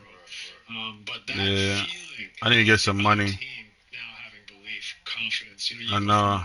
Beating them 3 in a row and thinking this is a matter of time. They might get one. To all of a sudden they get one. They get Stay 2. in the air. Who? Now your backs are like against the wall. They get 3, and they're feeling like they're gonna do this. They're gonna be the first team. Yeah, we could bring you back right now, and then we all go together. As a team that's under that avalanche, you're trying to pick the pieces up. Like, hold on, let's cure Avalon to some solid footing here. Let's reset. Let's find our identity again and keep things simple and try to go out and win a basketball game because we haven't been able to do it for a week. So I do think those experiences show that, like, where's this? Oh, that one. Momentum is a real thing. I think there's a team up there. 3-1 comeback. We came back down 3-1 with the Suns against the Lakers. Yeah, let me give it to you. Hold on here. Precision, right on us. Right on us. Yep. Yep. Like in 2015, in the finals when Kyrie and Kevin was hurt. I don't hear them running. Are they flying over? Yeah, they're flying over. And the momentum of like feeling that feeling of being up 2-1 and 2 games away from winning a championship was like, oh shit. They upstairs. Don't even fuck with it. We can do this. Like you had that feeling, like we can do this, and then we lose. That's the best way. That's the best way. Go, make it to the boss station. This is when Draymond started at the 5 and Iguodala started at the 5. They shooting the shit out of you. Landscape of the game. They play with more pace, more speed. They tied up 2-2, and like the momentum, we didn't have the ability to kind of change what we wanted to do, and they did. Mm-hmm. They had something in their back pocket that we didn't know that existed. Oh shit! I don't think in 2015 I did. I'm gonna have to go back and look. UAV, bro, UAV. Remember UAV? You stay still for too long. Remember you. Kevin got hurt in the second round, I believe. Ah, they can still see you with UAV, yo. Ghost ain't blocking you all the time. Yes. It also shows like yeah, it's a placebo. We played small with the Mario the 5, but they went super small and maybe had more depth. Guys like Iguodala, Livingston, make more plays. But it's interesting in the series when a team finds something. Yeah, and they found something, man, and it just, they found something. They was able to go 3 straight. They went at 4-2, and it was like you felt the momentum just shift in that game 4. Like they found something. It was something that we couldn't. We was here. They was here, and we got to this going up 2-1, and then they found something. They went here, and it was like we couldn't get there. Yeah, couldn't reach that level. We couldn't reach that level. Yeah. And to come back to 2016, being down 3-1, because it was the opposite. Golden State went bigger for stretches of that series. Zazili played more. Anderson Varejao played some in that series as well. Bogut, obviously. So they went a lot bigger, at times throughout that series. And just going down, 3-1 and having to win a game 5, in Golden State. Yeah. At Oracle, this is before the new arena. In Oracle, which is like a madhouse. You feel like everybody's on top of you. And I told the guys before we left, like I was like, listen, we're gonna win. We're gonna win game 5. Like I can feel it. We're gonna win game 5. I know you guys are upset about losing game 4 at home, but whatever you got, just bring it with you to Golden State. I promise you, if we get back to Cleveland for a game 6, there will be a game 7, and I'll take it from there. Like I just need y'all to lock in whatever. I know y'all not gonna have much sleep. They're not gonna sleep after losing game 4 because we had our chances, and they took off on us in game 4. But once we won game 5 in Golden State, you win a game like that on the road. You know how hard it is to win in San Antonio. In the postseason. You know how hard it is to win in certain buildings. That momentum when you win in certain buildings in the postseason, you like, oh man, Yeah, we broke through a new we ceiling. broke through a new ceiling, and I think that's the momentum I felt, when we won Game 5, in Oracle. Did you, with Draymond out for Game 5, did you guys feel a certain sense of opportunity, or did you think Oracle's just tough to play? No, we felt it was even going to be even tougher because role players played better at home. Right. We knew what Stephen Clay was going to bring, but we know, Leandro Barbosa, Mo Spates, Harrison Barnes. Iggy has another level. Iggy, Iggy is like that Manu Ginobili where, he's may come off the bench, but he's a starter. Yeah. He's a closer. Yeah, he's a closer. So you can bring him off the bench, but he can start on any team, because of what he brings. So these guys are going to play better on the road. So it was like, we need to lock in even more because, some guys just don't play. Role players sometimes get intimidated by road crowds. You guys went smaller there, though, in that series, didn't you? Well, yeah, we went small. Yeah, we played a lot with me and RJ and Kyrie, Swish, and Shump. Yeah. And Ordelli, at times. Cam was great for us in Game 5, but throughout the series, he wasn't always great. Didn't always have the same impact. But I thought Richard, RJ had an important role in that series. He had a huge role. As someone, I was consultant for the Warriors at the time. Yeah. I thought his energy, his will, him running the floor, him crashing the offensive glass, his physicality, I think it bridged the gap for you guys a lot. Tristan was great for us. Tristan, and being able to guard different positions, offensive rebounds, catch the lob, catch it in the pocket. That was a fascinating series, and it's so interesting to think though, like it felt like after Game 3, I know Draymond getting injured can also play a role in flipping them. It felt like they were the better team. Yeah. And then you guys just spun that. Yeah. How much did Game 5, like you said, you felt like you went to a new level, did that affect the way you played in Game 7? Because you'd already beat them at home. Yeah, we beat them out. Consider a Super Bowl for we the beat them at home. What can Game you say 6 about the guy? But I mean, you won Game 5 in Oracle. Yeah, Oracle. You go home and win. You come back Game 7. Did Game 5 give you guys a ton of belief, or was it just its own entity? I think my guys just what I told them before we boarded the plane to go to the Bay, going to Game 5. Once what happened in Game 5 happened, my guys believed that what I was saying can come true. All right, where we going? Let's see. Y'all get me back. Let's to Game go. 6. We'll come back here for Game 7. Yeah, let's do that. The guy, it almost felt like destiny now to the guys. Yeah, we're meant to win this now. Yeah, it was like nothing is stopping us. Yeah. And then, I mean, there's clips out there. Me in the locker room saying that they're messing. They all, the whole team going after it. I just felt like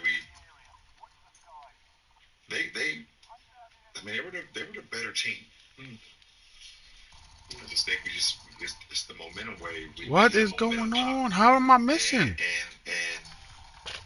shit, they couldn't. There's nothing they could do about it. There's nothing they could have done about it. Once they won the most games in NBA history in the regular season. It was 73-9. That was a 73-9 team. Amazing. You played against the 72-10 Bulls, correct? Yeah. And I watched. Yeah, you came in 96. 96. Yeah, I was 98 when they did that. So you played against that team, and I played against the 73-9 Warriors. Gotta make it special. The team. Usually the best team wins. When a team like that loses, those gotta be the most rewarding ones. Yeah. How do you equate that to the Miami teams? Those two Spurs series in particular. Yeah, we all died. Oh shit! I came back. That was another comeback. Yeah, what was the momentum swing in that one? The momentum swing in that one is being down 3-2, headed into a fourth quarter at home. I literally told myself, if you don't make every play in this quarter, you don't hear him, Buckles? We're going to lose. Offensively and defensively, we're going to lose. And so now your normal self, you feel like you're gonna make it. Now You didn't hear him run right past you? I cannot make a mistake. I have to be involved in every play, offensively, defensively, flying around, steals, blocks, making plays offensively, assists, putting the ball in the basket. That was just the mindset, like that momentum of myself. It wasn't even a team momentum. It was like, if you don't do it, this is the moment when you can't rely on anyone else. I just had that mindset. In order for it to go to a game 7, all the way to the point where it was like, the only time I had doubt is when, I don't know exactly the score, but what pissed me off, and I had a little bit of self-doubt, and also it pissed me off at the same time, is when the NBA personnel brought the yellow rope out on the court, and the game wasn't over yet. Right. There was a moment where I looked. No, this is his channel, Mind the Game. This is the LeBron James channel. His show. And there was a moment I it's on Uninterrupted. Personnel, and they was bringing the ropes out of our home court, and it pissed me off. I was like, I don't know how this is going to happen, but we about to make this happen. I thought I was going to be the one to make the shot. Ray Allen ended up doing it, but I took 2 of them. Yeah. I took 2 to cut the lead at one point. I think, if I rewatch it, I think they went to the line, missed a couple free throws or whatever, and allowed us to come back in. And, obviously I missed the 3. Chris Bosh got the offensive rebound. We all know the play, and kicks it to Ray, and Ray makes the shot. I thought I would be the guy that, in my mind, I'm visioning that shit of me making that shot. I built myself up to that. But seeing those yellow ropes, because my whole life it's like the game is not over until it's zeros on the clock, and it was just super disrespectful. You took that personal. Yeah. That's how we end it.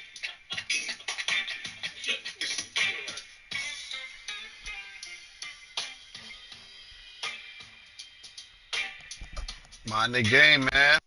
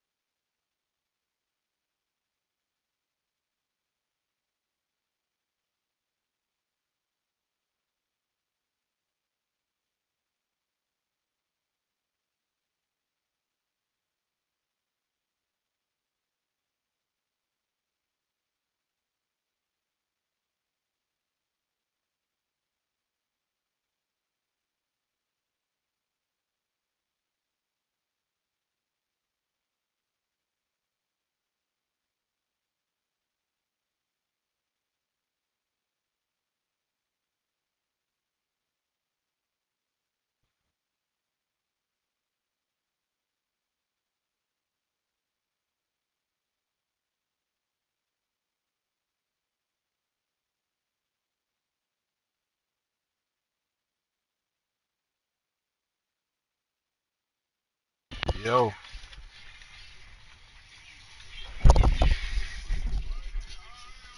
So, what game is that? What you say? Oh, Mind Eye? Yeah, it's a one player game. It's not really. Yeah.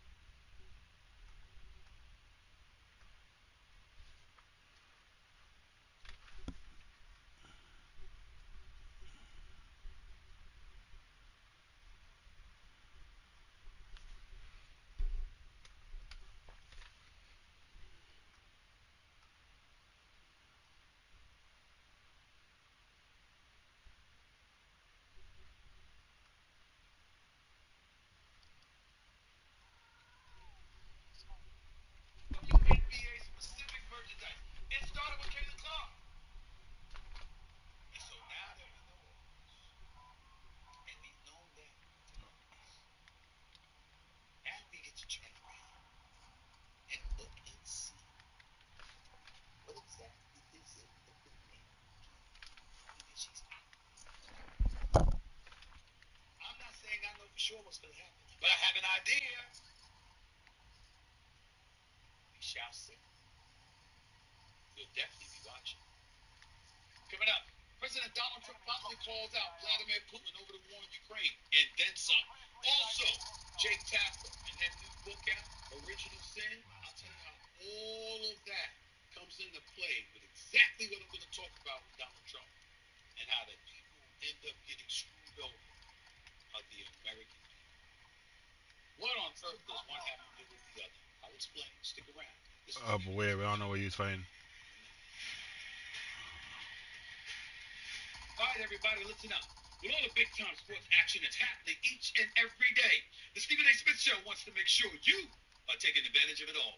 That's why we partnered with Prize Picks, the best place to win cash while watching sports. The app is really easy to use. To make a lot Hell of yeah. all you have to do is pick one Yeah. on a few I seen him. Choose from any of your favorite players, Jalen Brunson, Tyrese Halliburton, and Anthony Edwards, the Ant-Man himself, all in the same entry. Then sit back and watch. The list is endless. You can play Prize Picks in over 40 states, including California and Texas. Best of all, Prize Picks will give you $50 when you play your first $5 lineup. Win or lose, you'll get $50. Just use promo code SAS and download Prize Picks now. Again, download the app and use code SAS to get $50 instantly after your first $5 lineup. Prize Picks. Run your game. Welcome back to the Stephen A. Smith Show. Let me get to Washington, where President Donald Trump is threatening new sanctions on Russia in the coming days as he vents frustration at Russian President Vladimir Putin. After Putin launched a new missile and drone attack on Ukraine over the weekend that left many dead. Here's what President Trump had to say about Putin yesterday when asked about the latest assault on Ukraine. Take a listen. I'm not happy with what Putin's doing. He's killing a lot of people, and I don't know what the hell happened to Putin. I've known him a long time. Always gotten along. Yeah, I see him. But he's sending rockets into They're on the ground level. killing people, and I don't like it at all. Okay? And here's what Trump posted today about Vladimir Putin on Truth Social, his social media outlet. Quote, what Vladimir Putin doesn't realize is that if it weren't for me, lots of really bad things would have already happened to Russia. And I mean really bad. He's playing with fire, end quote. Meanwhile, Democratic and Republican lawmakers are lobbying Trump to significantly ratchet up U.S. sanctions after the weekend attacks. However, It's two teams, Buckles. privately, he is concerned Down them. sanctions could push Russia away from peace talks, end quote. First of all, let's call this what it is. Hit him right here. I'm going to that, Buck. I'm going to that. I'm going to that. I'm going to that. You're concerned about Yeah. Vladimir Putin and him becoming a bit more volatile? What are you talking about? What else does he have to do? What else does he have to do? Ladies and gentlemen, I'm not a historian. And I'm not asking you to look at me as an historian, but can we be honest and forthcoming about what has been transpiring over the last couple of decades or so, at the very least? You got to remember, since the dissolution of Russia, of the old Soviet Union, rather, in 1991. Which bird we got? Put your armor on, Hud. Put some armor on. I got a place for you. Come to the buy station. The Soviet Union has never been Here. what it once was. And that pain We got plates right here. people on the planet more so than Vladimir Putin. Oh. Oh, all right. I'm gonna pick him up. For the rest of his life since that period of time to reclaim territory and land Here, Hud. Where you at? Are you down there? Yeah, I got you. Right there. Get that. around here just from an historical perspective about the kind of stuff this man is fixated on. Here. And it gets pretty damn scary. I mean, if you remember when Bill O'Reilly told me to look up the Yalta Conference? And he talked about Harry Truman, he talked about the United States, he talked about Winston Churchill. And I don't know. he talked about Stalin, Joseph Stalin, and Russia. How ultimately they were supposed to agree upon some things in the aftermath of World War II, and that Stalin essentially reneged and ignored it. We got another contract. Buckle. Why Buckle's muted? That it was going to be about the three of them coming together and positioning Why you muted in this? in a relatively democratic fashion. But why you mute your shit though? You know what I mean? Like niggas just talk about me muting my mic. Hey, are you on the phone? What's more important than the game? Not just in their parts, but throughout Europe. When we fast Son, they got us beating the pavement up. right now, except in Stalin, one could argue it was greed.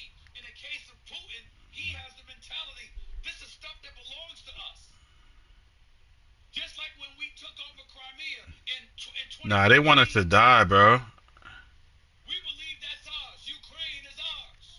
Poland is ours. Finland is ours. They want us to meet up another team. Countries ours. We believe that belongs to us. Let me get out the open. And we're coming back to reclaim it. Everything that he's doing. This is where the old box station used to be at. We're looking at his actions. We're looking at his actions.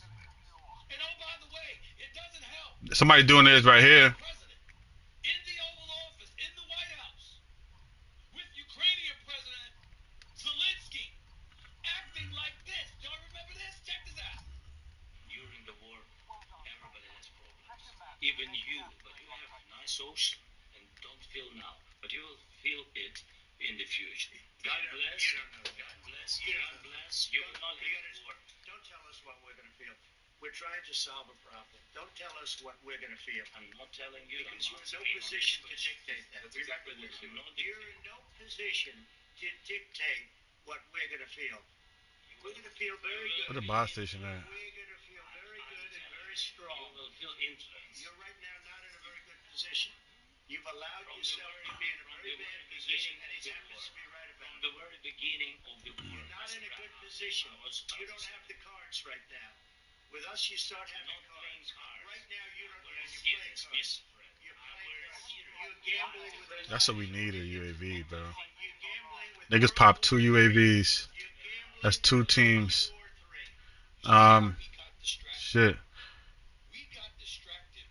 Oh, Sixville got a UAV. Let's grab this bounty. Here was a president of a nation at war. Towards that team, yeah. Focused on the fact that he didn't say thank you enough. Chopper. The fact that he was dressed in military garb or in an outfit as opposed to Chopper in the air. It's a UAV chasing us. Yeah.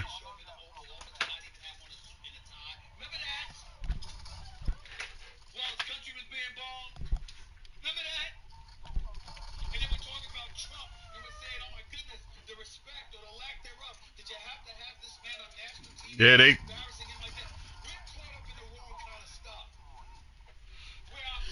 out in the open.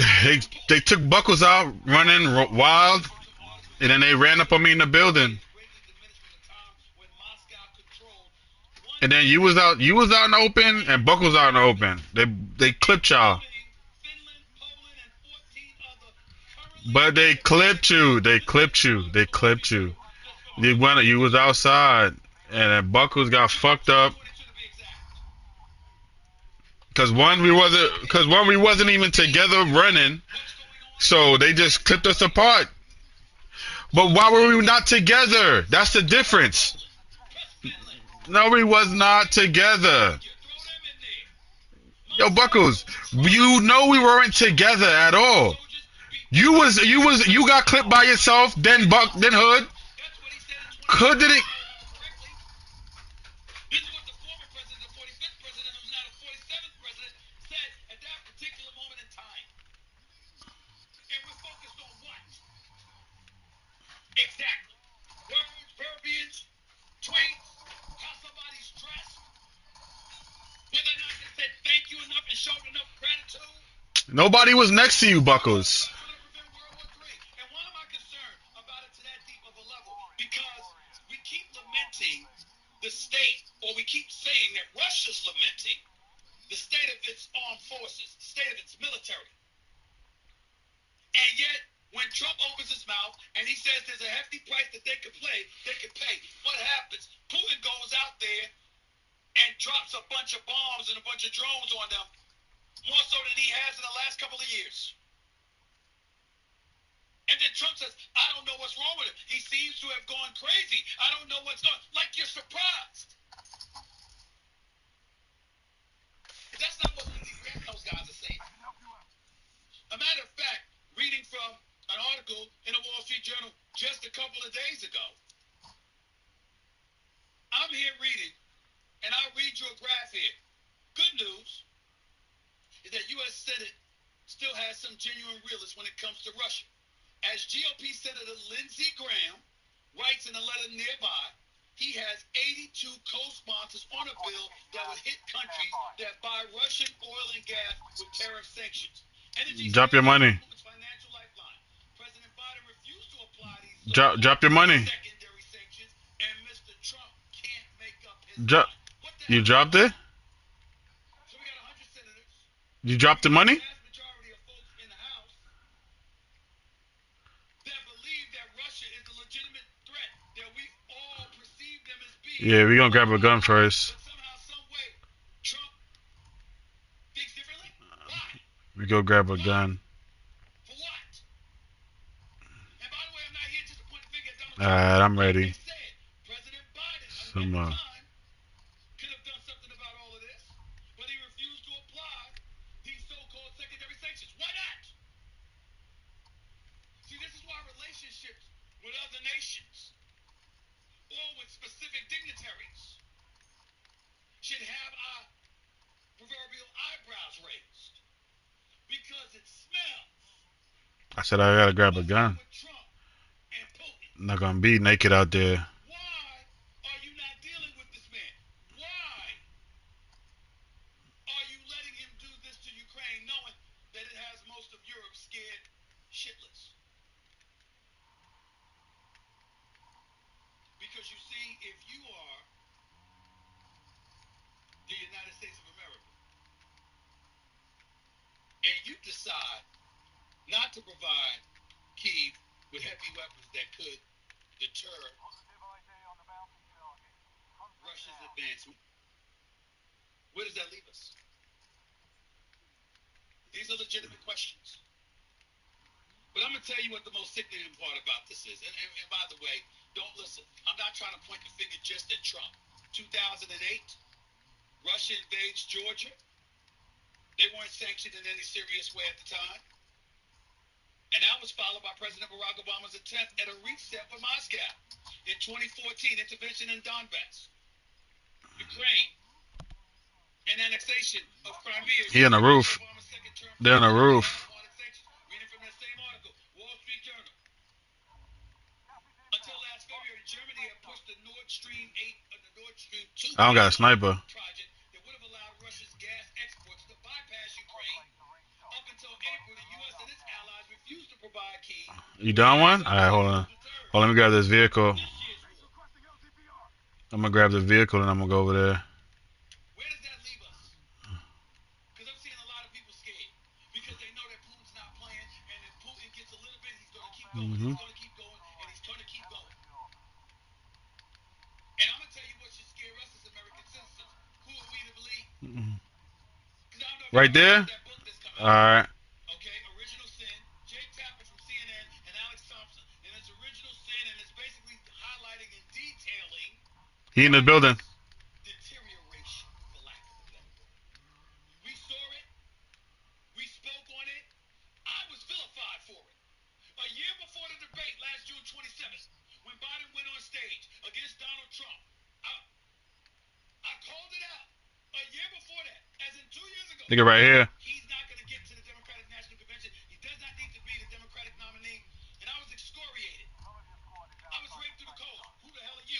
What do you know? You're novice? Shut the hell up. Stick to sports. All of this stuff. I had 2 eyes. I could see.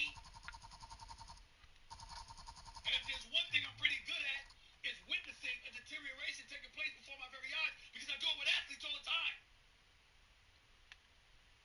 So if I can see it in them, I'm damn sure going to be able to see it in an 80-year-old president. Oh fuck. So I can make it. Chanting 4 more years for. That happened. And why do I bring that up? And what's the relevancy to all of that? I'll tell you what the relevancy is.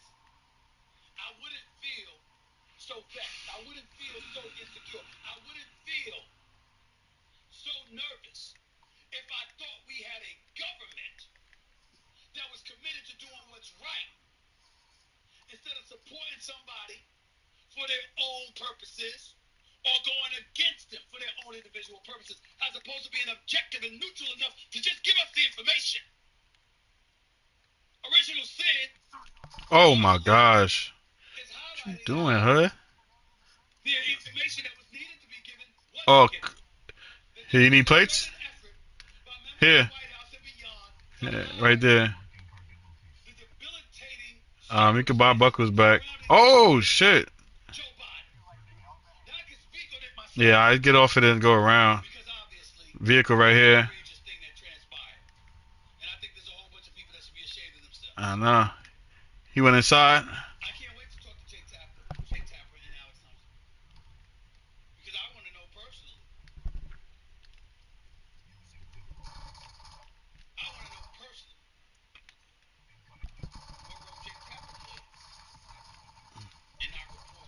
Oh, come on. I'm in the building. There was.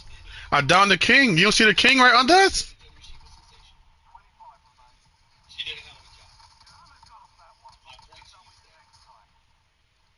Damn it. It's too late, man. Yeah. I gave you plates. I gave you two.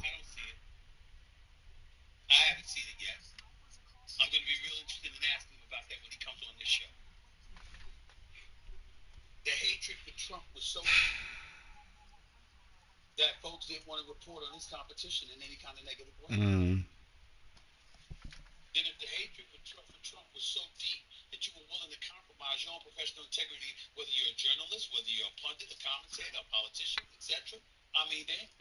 Let's back out.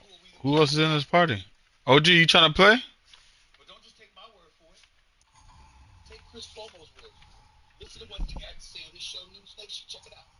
When it comes to Biden, you know how I feel.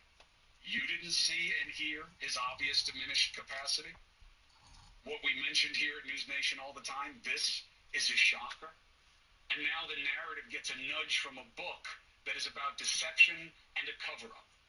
They want you to believe the media was deceived into thinking Biden had no issues. Don't count me in on that. I knew, okay? And it was no secret because you knew too. The book is titled Original Sin, claiming to detail how Biden's staffers made efforts to hide his decline from the public and the media. The cover has Biden with his hands over his eyes. And it could just as easily be a picture of the writers of this book who are pretending they didn't see and hear what everybody else did. Yo, OG. I do believe the book is a cover for something. And it's a cover for something that's much more serious to me than Biden's age. You trying to play some duty? The reality that many in the media knew damn well that Biden was losing it, but they played it. Come play some Warzone. The original sin is not hiding Biden's age and stage, but hiding this preference. All right.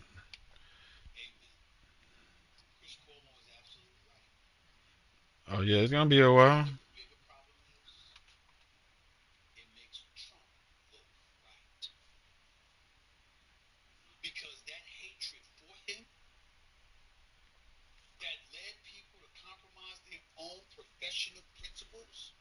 Just to ensure that he didn't win the presidency? Well, if you were willing to do that, then all of a sudden, does it not buffer his arguments about lawfare being exercised against him? Does it not buffer his arguments about fake news, fake news, fake news? Does it not buffer the credibility that comes to his argument that it was a witch hunt? Mm-hmm. Does it not in some way buffer emotion? Somebody might have cheated. I don't believe it. He lost that damn election. And I get that. I'm talking about him genuinely feeling cheated, as opposed to knowing he's lying because, oh my God, the numbers say so. Why should he give a damn? The rest of us, yes. Why should he give a damn about the numbers? You see what hatred can do? You see what an absence of objectivity can do? You see how the corrupt actions of a few, whether it's him and a potpourri of his lies over the years, or Democrats and the lies that they were spewing leading up to the election. You see how we all got screwed? Because now the American people are sitting here not knowing what to believe or who to believe anymore. And then you wonder why I'm pissed. In my perfect world,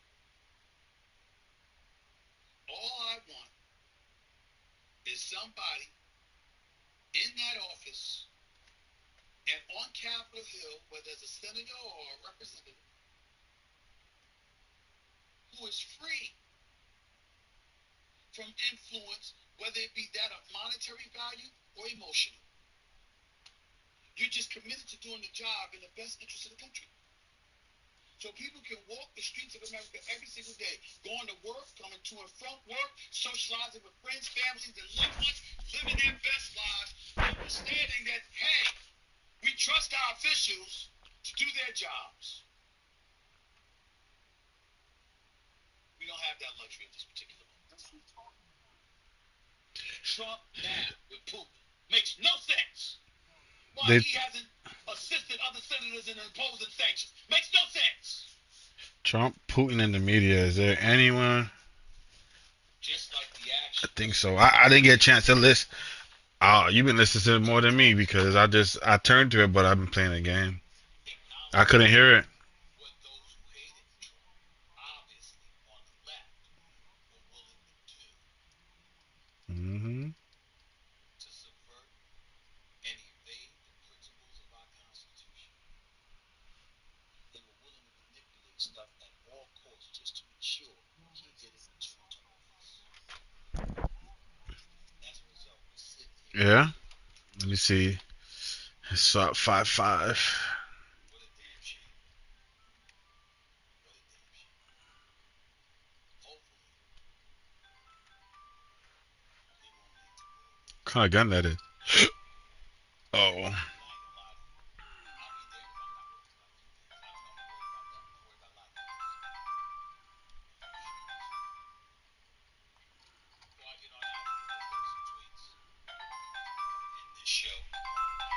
You can all possibly Alexa. add Terry Funk. Alexa. Why do you hate on Snooze. them act the same way they do when you're next? How do I act? I consider Cowboy fans to be delusional, disgusting, and nauseating. Okay? Now, the nauseating part may apply to me. You could even sit there and say I'm disgusted because of my Knicks fandom. But one thing I am not is delusional. They haven't won since 1973. I don't think they're winning this year. I don't walk around saying, Damn, I don't got this gun leveled up at all. I don't do that. Y'all do. Don't ever compare me to a Cowboy fans. Y'all so damn delusional. Y'all own a profits off me. He sell y'all a bag of worms. You'll think it's shrimp. Next tweet. What's up? At Mike Chapowski, right? Stephen A. Smith, how do you put on your shoes? A, sock, shoe, or B, sock, shoe. It's B for me. Socks, and then shoe. That's how I like to do it. That's my comfortable way of doing it. That's easy. That's easy answer. Last tweet. What do you got here? Let's see. At Merriam-Webster, right? What word is the most fun to say out loud? Blasphemous. Blasphemous or blasphemy? Either way works for me. Because I'm cussing without cussing. That's why it works for me. Hope you can appreciate where I'm coming from. That's it for this edition of the Stephen A. Smith Show. I'm about to get on out of here. I got to travel back on the road, get out of Minneapolis to head back to Oklahoma City for Game 5, where I expect Oklahoma City Thunder to end stuff.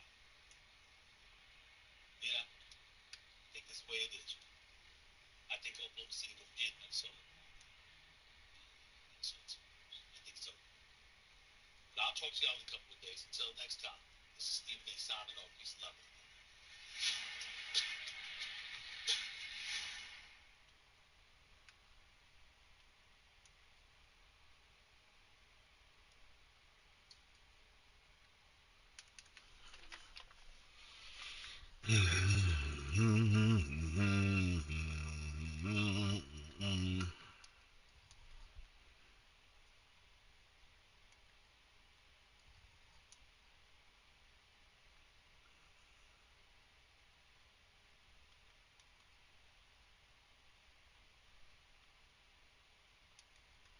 Welcome back to Stephen A. Smith Show.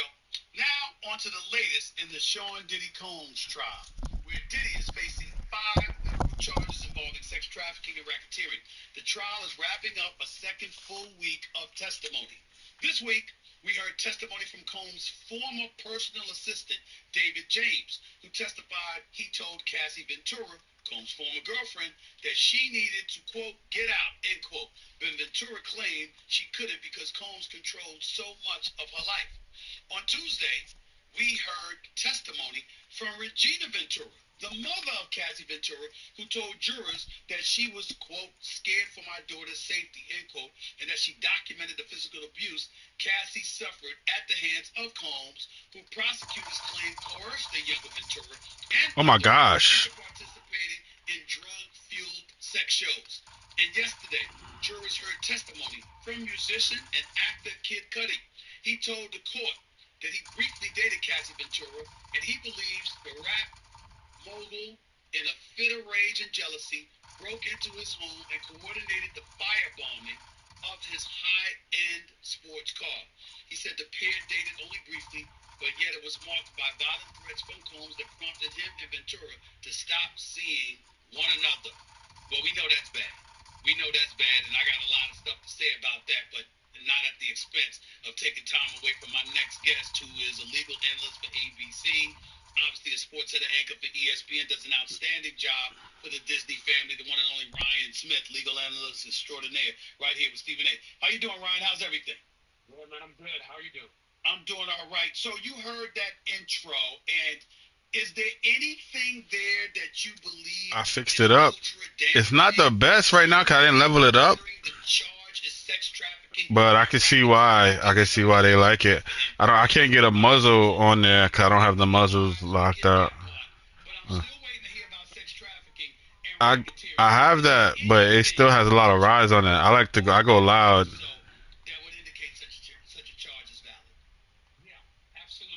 I go loud on my guns. The prison? Yeah, I go loud. Rebel scope. Ballistic time.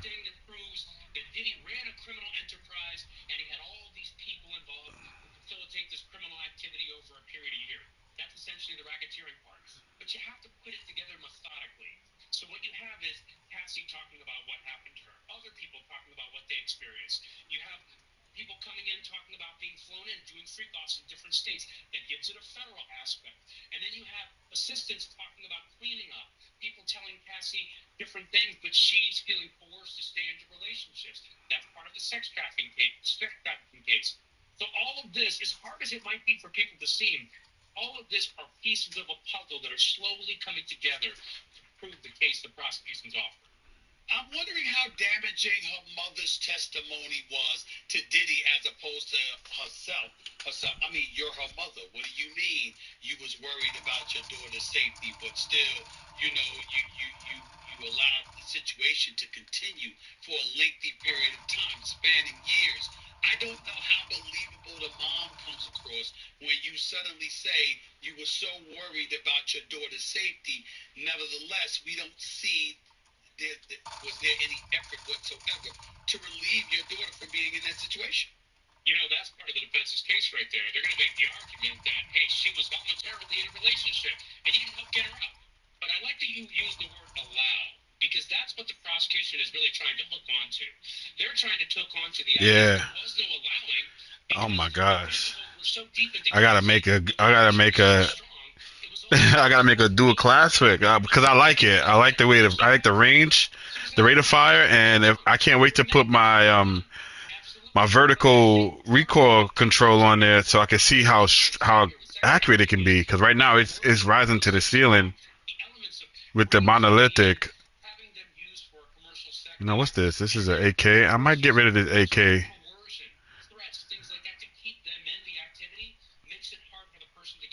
No, Then the Krig? Oh yeah. Goes away, and for the prosecution, it's about proving it wasn't about allowing. She could not get out of this thing because of the criminal enterprise that existed. Well, here's the interesting part too, because David James, the former personal assistant, said that he had told Cassie to get out. Excuse me, but she said she couldn't get out. Why?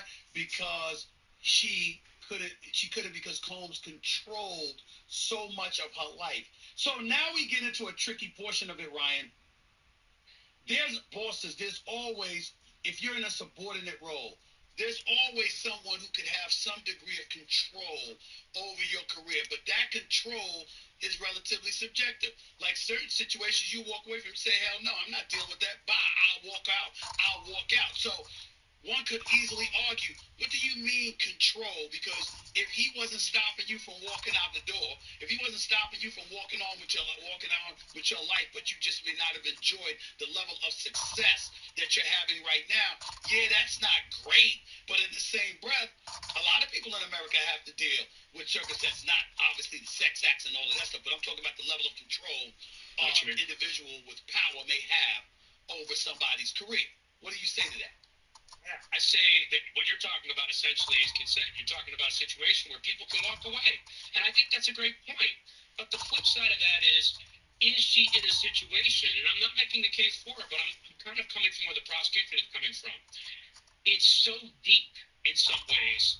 And this is where things come in, like the drugging and the threats and the violence. It's so deep, the coercion and the control, that the person feels like there is not a way out of the situation, despite what assistants are saying, despite what the mother is talking about, people urging her to get out. That's part of the case they're trying to build, and that's how it broadens out to the to the RICO enterprise that they're alleging, and the sex trafficking. That in many of these cases, people are in a situation, they're being engaged for this sex act, and that the coercion, the threats, all of that, the violence, it's so powerful. Hey, I'll give an example here. Hey, if you leave, I'm going to do this, I'm going to do that. The drugging. Cassie testified about how the drugging Alexa. period of time as the freak-offs. Snooze. Alexa. Snooze. All right, I gotta make another gun. I gotta make a class with this growl. So with that being said, I'm looking at Diddy right now, and it doesn't look good for him. There's no way around that. However, I find myself asking Ryan, where are the other villains in all of this? Who are they? Because sex trafficking and racketeering, one man, one individual. I don't want to accuse the Let me see. grandstanding, but most people out here feel like we need to see more. Just use the what you call it that come with it. What's the name of this scope? No, use the 4X. That's right under the Willis. Right under the Willis, the 4X one. Oh, you don't? Damn. Let me back out. Hold on. It's the yeah, the Prismatech. Yeah, that one. Use that one if you got it.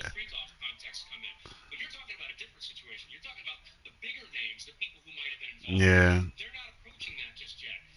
That's a marksman rifle. I don't even know if I ever had. Yeah, I don't even know. I don't even remember. I don't even remember. Wait, let me see. My DM10 is level 1. It's level 1.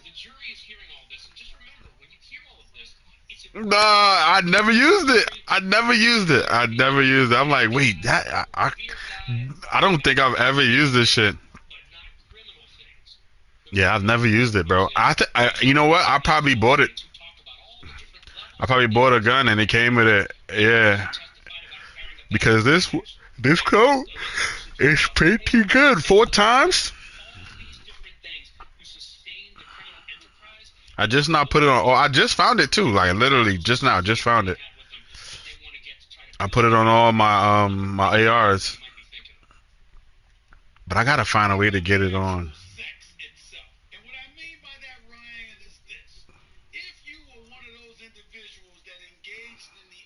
Let me see. For AR? Which?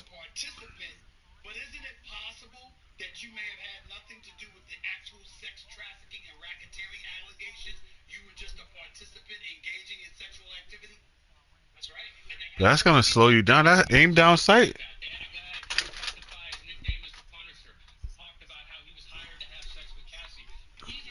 Well, you putting that on your sniper or your AK or your AR? But that's counterproductive.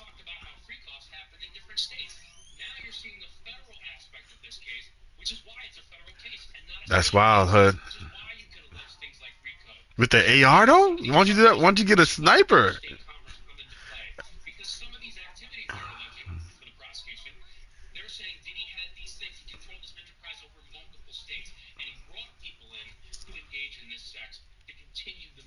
I find that weird, man. You could have just you could just get a sniper and shoot down range instead of using an AR 7 times scope trying to hit somebody. That means you gotta rearrange all your guns to have speed down. I mean range, damage down range. I mean not damage down range. What is it called? You need bullet velocity. That's what you gotta change your guns to bullet velocity.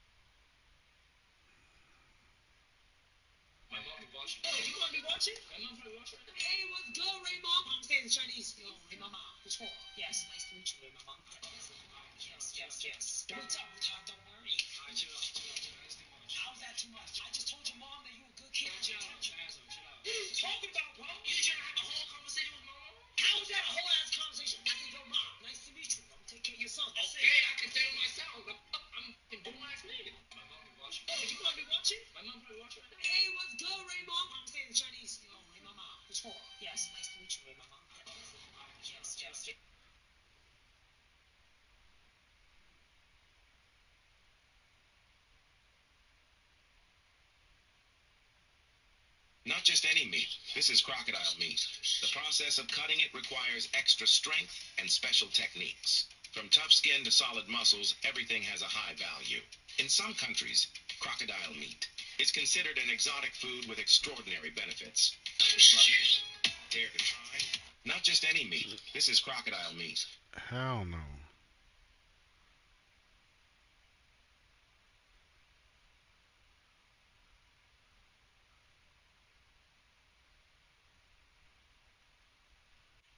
Welcome to NFL Live. We are 100 days away from the first game of the NFL season. And today is Yo, Giannis is going to the Lakers. activities for 20 of the league's 32 teams.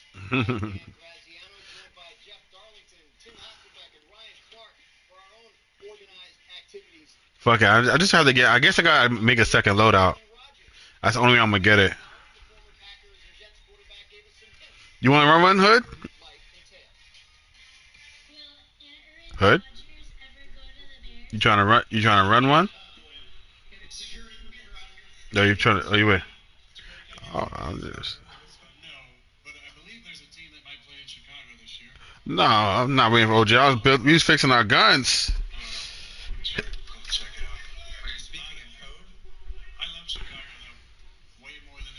Yeah, I'm not. I mean, be using that quick C. And you know, and hence you got to know that all these guns they talking about, you got to hit every shot for it to be like meta. So if you missing your shots, all these guns ain't gonna matter. Like the kilo, yeah, you trash. Like kilo to me still like outplays everything else, just because like you can shoot down a window and not move. Like there's no other gun that's gonna top that. If you can't move your gun while shooting, that's crazy.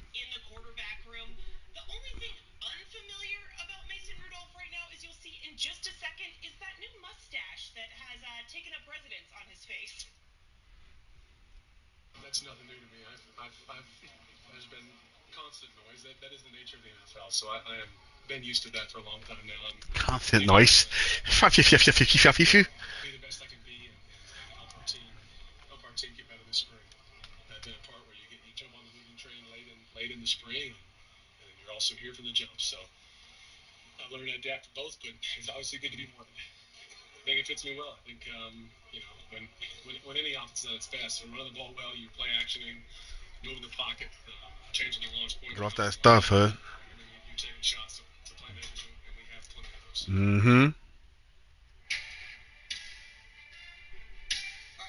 of those playmakers, by the way, that Mason Rudolph mentioned. Mason Rudolph just said they have a lot of playmakers on this team, but one who was not there, new wide receiver DK Metcalf, who was traded to the Steelers, signed an extension. He was not there for the first day of OTAs that the media was able to be at, but I talked with tight end Pat Fryermuth, and he said that Metcalf has been around for probably at least half of phase 1 and 2 OTAs. Mason Rudolph said he's gotten to work with them.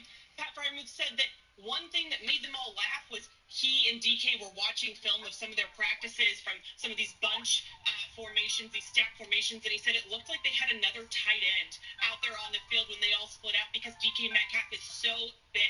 So definitely a weapon that Mason Rudolph is looking forward to getting some work in with at some point during these OTAs. Thanks a lot, Greg Booker. Keep us posted on what's going on with the Steelers as eventually everybody will be back together. And Alexa. Alexa. Alexa.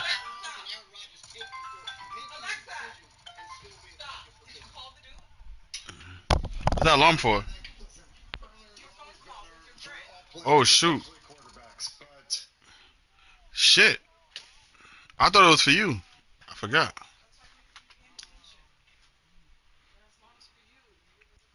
Don't talk to me like that.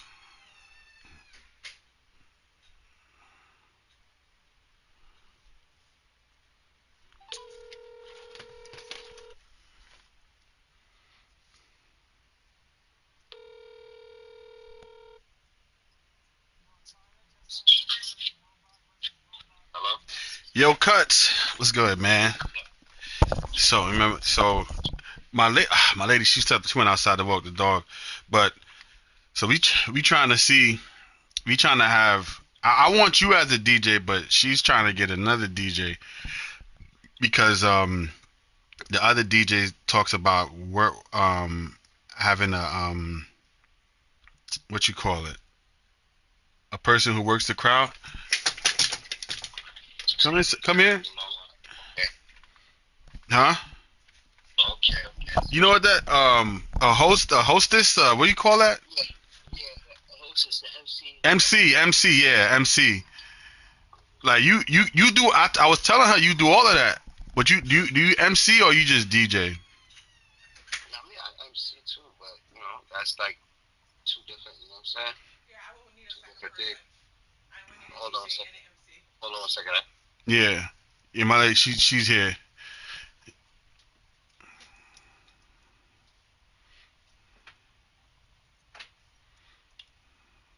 Hello? Yeah. Yeah, that's two different things. Yes, I would like both. That's two different things. So it's not the Can we hire someone or? So are you able to bring an MC or can you MC and do DJ at the same time? Do MC and DJ. You can't MC and DJ. I've done that. You've done that before. Huh? You've done that As before. far as like being to play music and introduce whoever's coming in, and you know what I'm saying? Mm-hmm. Playing music and whatever's up next. Yeah. Just as long as everything's organized and shit. I've done that See, before, I need someone who's going to. appropriately. Yeah. Traditionally and everything, there's usually an MC that handles that. Sometimes people in reception hall give you that, as far as like a package deal or whatever. Yeah. Nah, this is us doing it. This is us doing it. We putting it together, getting the people getting everybody together, getting everybody in the DJs and all that stuff. So That's what I was trying to see if you do if that was something she was telling me about the MC, and I was like, yeah, my cuz DJ, but MCing is shit. I didn't think about that part. How much you charge for DJing? We in Florida, bro. You gotta come to Florida.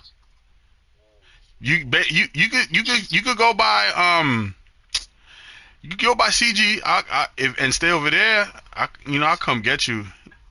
Anything. Cause CG coming too. We sending CG invite. CG singing. It's next year, October 10th, 2026. Yeah, it's next year, so you don't gotta worry. It's not no time soon. We trying to book you now if you got plans. Yeah.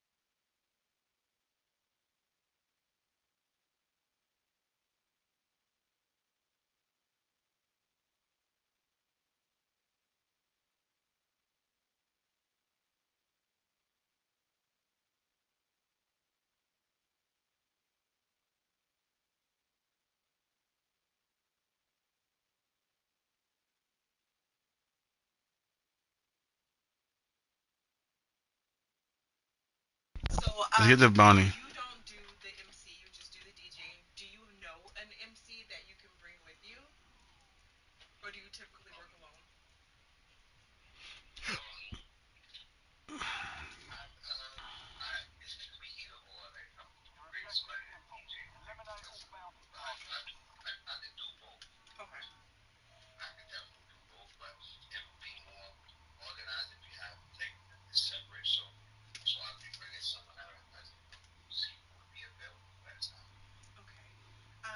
And so, in terms of your travel and hotel, is that in your price, or do I need to pay for that separately?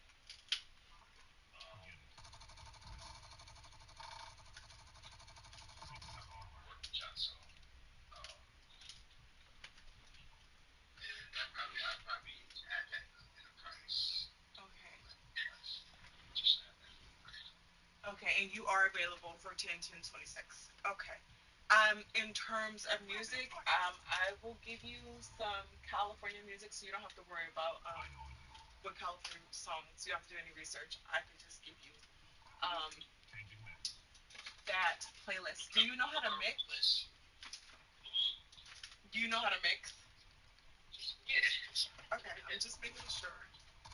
I'm just making sure. Okay, and another question I have for you. So we're gonna have, of course, music in the reception hall, and then we also want music in the courtyard where they're having a cocktail hour. So yeah.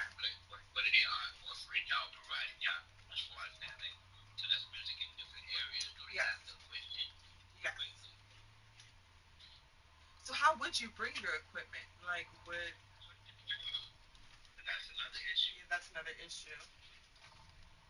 Okay, so I guess we would have to figure out how much it will cost for you to bring your equipment. Okay. Okay, where part of Florida? Jacksonville. We're in northern Florida. Jacksonville.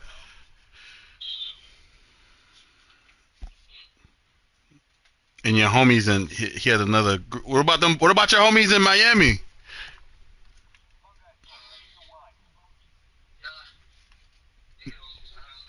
You haven't fucked with them in a long time, right? Okay,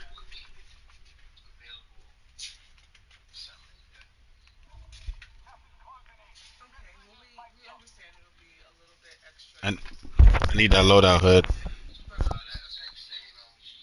far as the equipment is very important. Of course. You know, I didn't know that's what that. As far as I understand or I remember, there's two different areas of music, so that I usually provide the equipment when it comes out and stuff like that when I've done weddings. Yeah. See, so you have to just I don't know they provide equipment. There's some places when we can rent it. When you have to do bring your DJ college. Yeah. You know, they provide that. I mean, you can look into it and see that they provide a speaker system in every area where you may need music or sound or whatever. And we can work from there. Okay. Well, we'll see if we can rent you a DJ booth here in Florida, so you don't have to worry about all of that, and you can mix music and Okay. Get back in, hood. That was the main questions I wanted to ask you because our cocktail hour that was set to start to Ah, man, bro. Okay. Yeah, two different areas. Yeah, that's because like I said, as far as I know, Go around. when I've done that, I would have to start from there and then move my equipment on into the next area. Then it advanced to me just playing like a little MP3, something, you know. Yeah, we just playing whatever songs, like some soft music with that particular speaker. Mm-hmm. And the main DJ equipment is in the hall, in the reception hall. Yeah. And then when y'all move from the cocktails, then that's when I'm able to, you know, either just, you know, pack it up and then bring it inside and, you know. Okay. Last question. We are providing our vendors with soul food and Haitian food. Would he need alternative meals? I don't eat meat. You don't eat meat? So. What? Since when? No shellfish. Yeah, I don't eat. You don't eat grill? No. So what kind of Haitian are you? Richard. My fault. I was just getting upset. I was getting upset. This nigga's supposed to be. Let the man eat what he wants to eat. I need to provide food for him. So Okay. All right. I need to provide for him, and then you can go back to. Okay, I'm sorry, sir. You said you don't eat meat. But. No, I don't eat like salmon, fish. I don't eat no crab, no shrimps, none of that stuff. Okay. Okay, so I'll make sure we have food for you that accommodates you. Thank you so much. And then can you email us I'll try to do the flights and hotel because we're not having you sleep at CG's house. And just give me your quote just for your services. And then I'll do the accommodations. Yo, grab the precision, hood. Alright. Do you need I'll have Richard text you my email address. Alright. Thank you so much. You're welcome. I'm gonna call you again, Cuts, to confirm some more with you, bro. Yeah. We trying to do it legitly, you know. We not. No. I understand. It's just, you know, where it's at, you know. Yeah. Yeah. The certain things, the key things, like you said, you know, the music, the area where you want music being played. You know, just little things like that. And I'm not bringing no equipment all the way from Brooklyn, New York. That's crazy. That's gonna be costly. That's probably just driving or something. That's too much. Where it could be less costly, and you know, the place I probably provide a speaker system of some sort. Yeah. That we could actually like if we have like a little phone or MP3, whatever, and plug it into that speaker that's in the cocktail area, and you still have the music set and ready to go for the reception area. You understand? Yeah, yeah. Just little key things like that. Just nothing crazy. And then the MC. Like I said, I could do both. We just gotta be organized. That's it. Yeah. Ain't nothing just. But how would you feel if we get another DJ and you could use his equipment? No, let's just hire an MC. If we have to, we'll just hire a separate MC. He will be the solo DJ. Oh, okay. We'll just hire a separate MC. Hire a separate MC, and is that gonna be too much? Like we don't want crazy. We can find somebody that's reasonable. It depends. How you want it done. Somebody that gets better all the time, or somebody that's gonna be able to tap in culturally. Yeah. You guys specifically, Yeah, yeah. Somebody that's just there, just doing a professional job. It depends how you want it. Huh? I said it depends how you want it. If you want somebody that's gonna be just tapping into both of y'all, culturally and Yeah, yeah. Just a regular, we definitely do.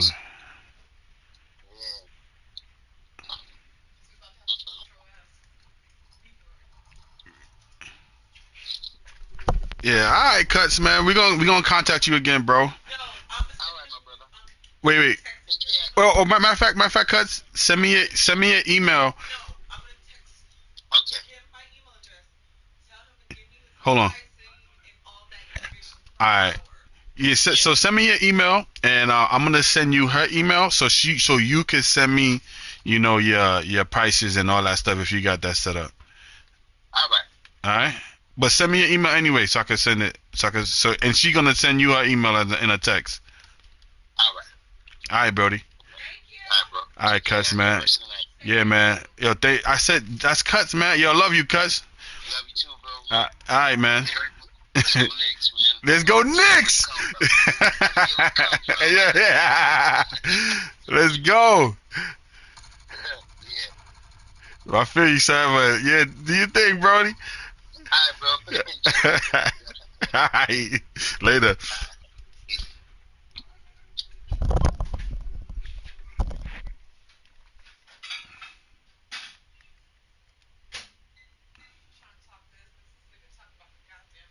What's wrong with that? What's wrong with that, baby? The Knicks is going. Is this him right here? Yes, that's Cuts.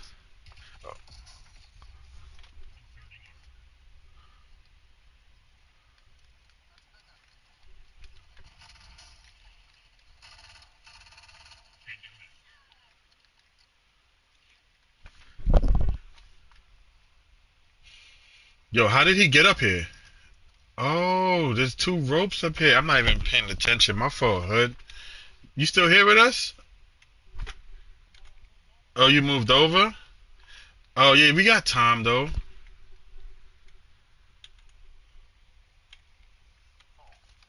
Yeah, we got time. Where you at? You on that roof?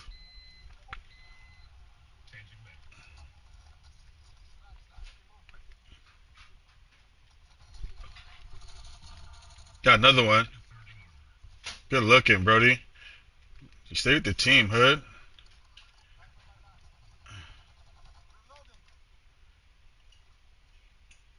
Oh, I got a precision. I don't got the precision. Fuck. Would have lit these dudes up.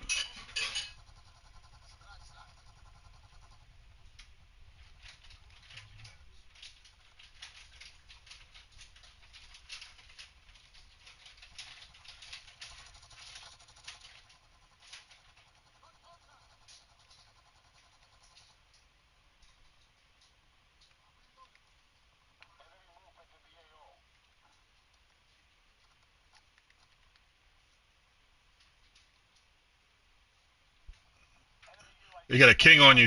You got a king on you, Hood.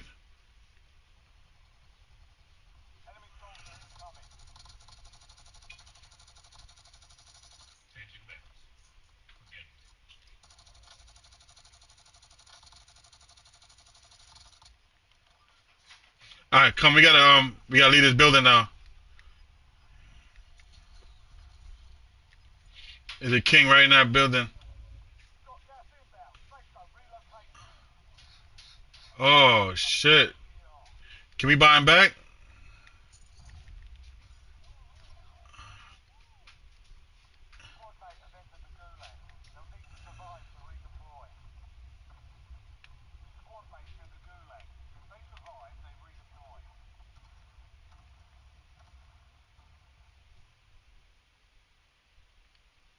Oh shit, niggas is buying niggas back on my watch.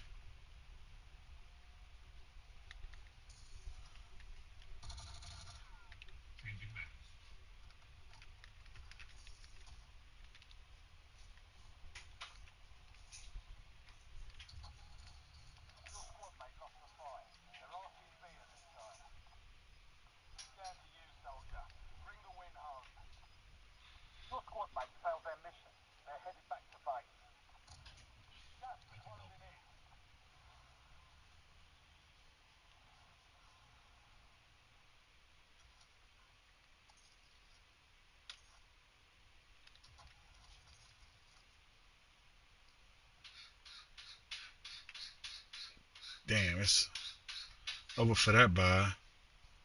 Where's the next one at? Can you mark one in for me?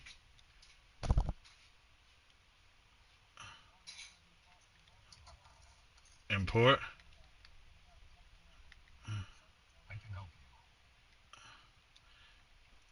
Think I gotta do a buckle stupid no fear games?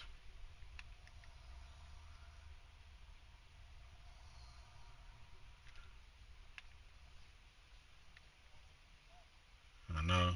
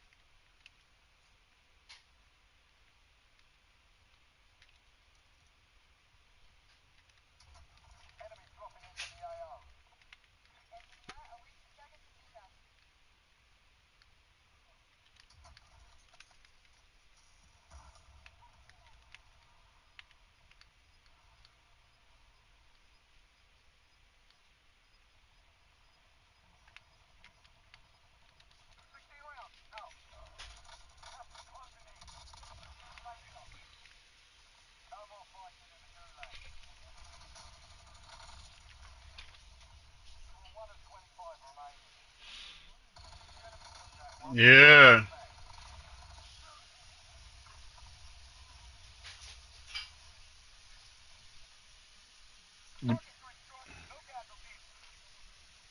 Mm-hmm.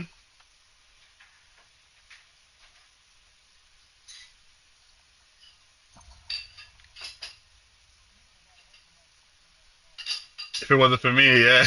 Because that squad would have came right to me.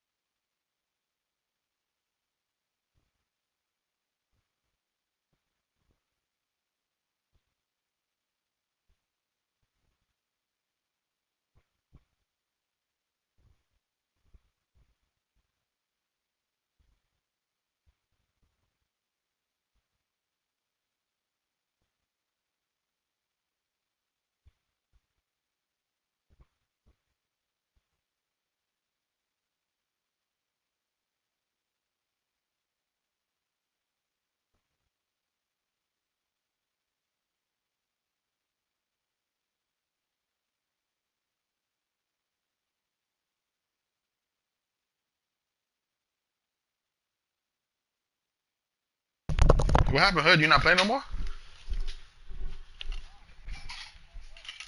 I did. You was the leader.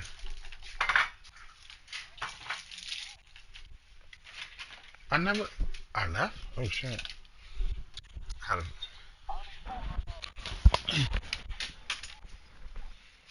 oh.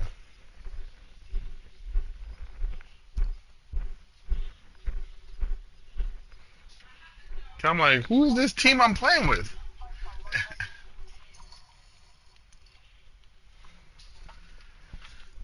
Yeah, I got a whole new team I'm playing with.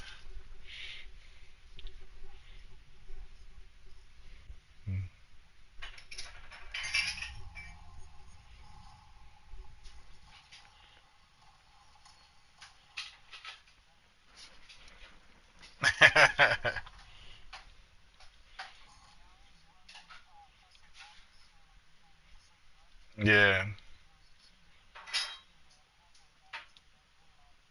Wow.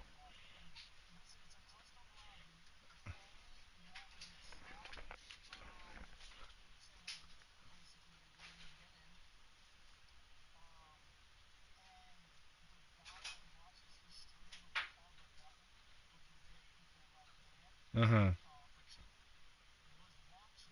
Wow.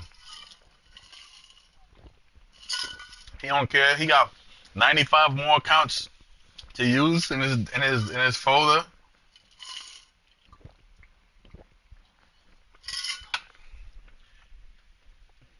Niggas, I don't understand what's they get out of cheating in this, bro. Like,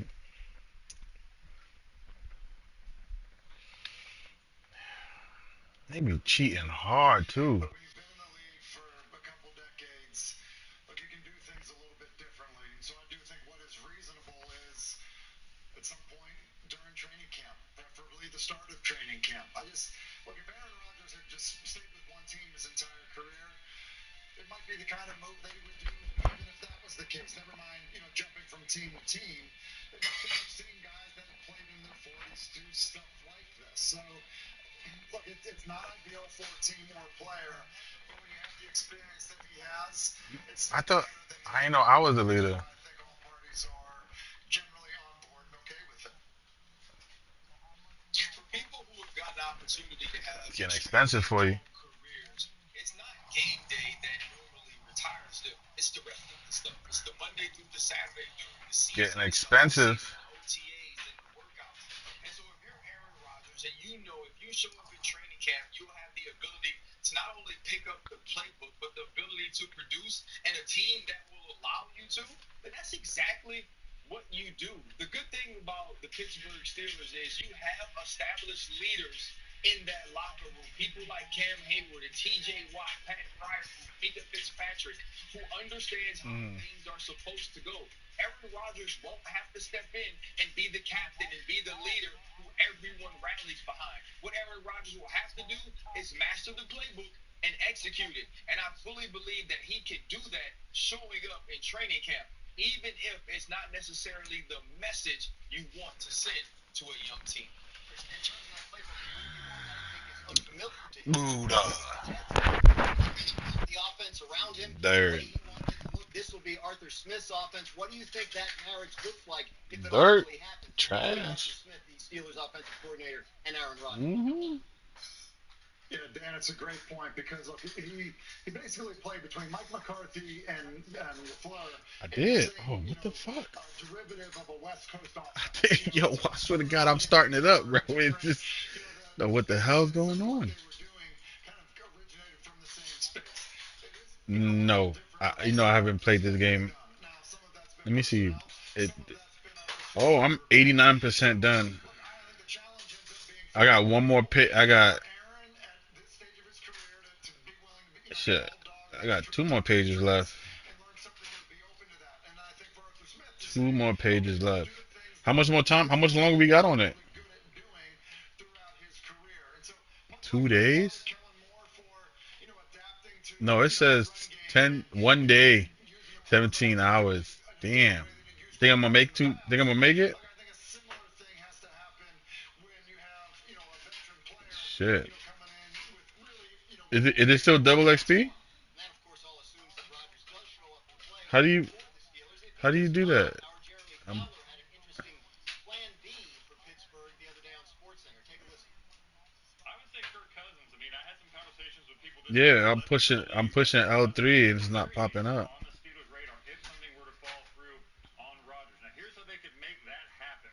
Cousins has $37.5 million in guarantees between this year and next year. Somebody's on the hook for that, whether it's Atlanta or someone else. So to facilitate a trade, Atlanta would need a team to offset some of that money, whether it's $4 million, $20 million, whatever it is. But the feeling around the league is that Atlanta has not been willing to budge on this. They haven't shown a lot of interest in trading Cousins. It would take a hefty price tag for another team to wiggle that out. Yeah, Darlington, what are you hearing about Kirk Cousins in that situation? Well, listen, I think that it's important to first of all remember that Aaron Rodgers remains the front runner to wind up with the Steelers. And I don't think we need to go into panic mode and hit the button to expect them to go down other roads. And if that were to be the case, the one thing I would remind people, we don't want to just play the name game here. This is not to just dump on Kirk Cousins, but he was replaced by Michael Penix with good reason. I remember covering multiple Falcons games, and I was at those games, and I saw a Kirk Cousins who definitely looked much closer to the end of his career than the beginning. The velocity on his passes was not there, leading to a lot of the interceptions that ultimately led to the bench. So the idea of just saying Kirk Cousins is the answer needs to be kind of maybe just a touch backed off because of the way that he played. Remember that as you consider the possibility of Cousins. The last time I checked, Allen Iverson was the answer because it sure ain't Kirk Cousins. And I understand what Jeremy might be hearing, and it does seem like the What happened? next step if you Kick can due get to Aaron incomplete Rodgers. squad. What makes Oh, you think that Kirk Cousins is going to be better than Mason Rudolph? What makes you think that Kirk Cousins' arm is more lively or he can maneuver in the pocket better? He can't. We watched the film from last year. It's a reason that Michael Penix Jr. became the starter in Atlanta before the season was over. And so I can't say that what Jeremy is hearing is wrong. Was Howie's pops out of pocket for stepping to Giannis like that after the game, after Tyrese hit the game-winning bucket? Yeah, of course he was. It was very disrespectful. Yeah, your son won the game, but you coming on the court, like cussing at him and stuff like that, yeah, it's disrespectful as hell. Giannis and the Greek slapped that. the Greek. The emotions got the best of him. Giannis is just out there devastated, like this really just happened. Then you see this big bald head motherfucker up on you with a towel, man. You're a little confused, like you don't know who this is and how you get here. They need like this. So who watches the games, you know? Basketball. Throw away the whole Milwaukee period after this. They getting punked by daddies, getting punked by Genuine. Giannis, come over here, man. Was Howie's pops out of pocket for stepping to Giannis like that after the game, after Tyrese?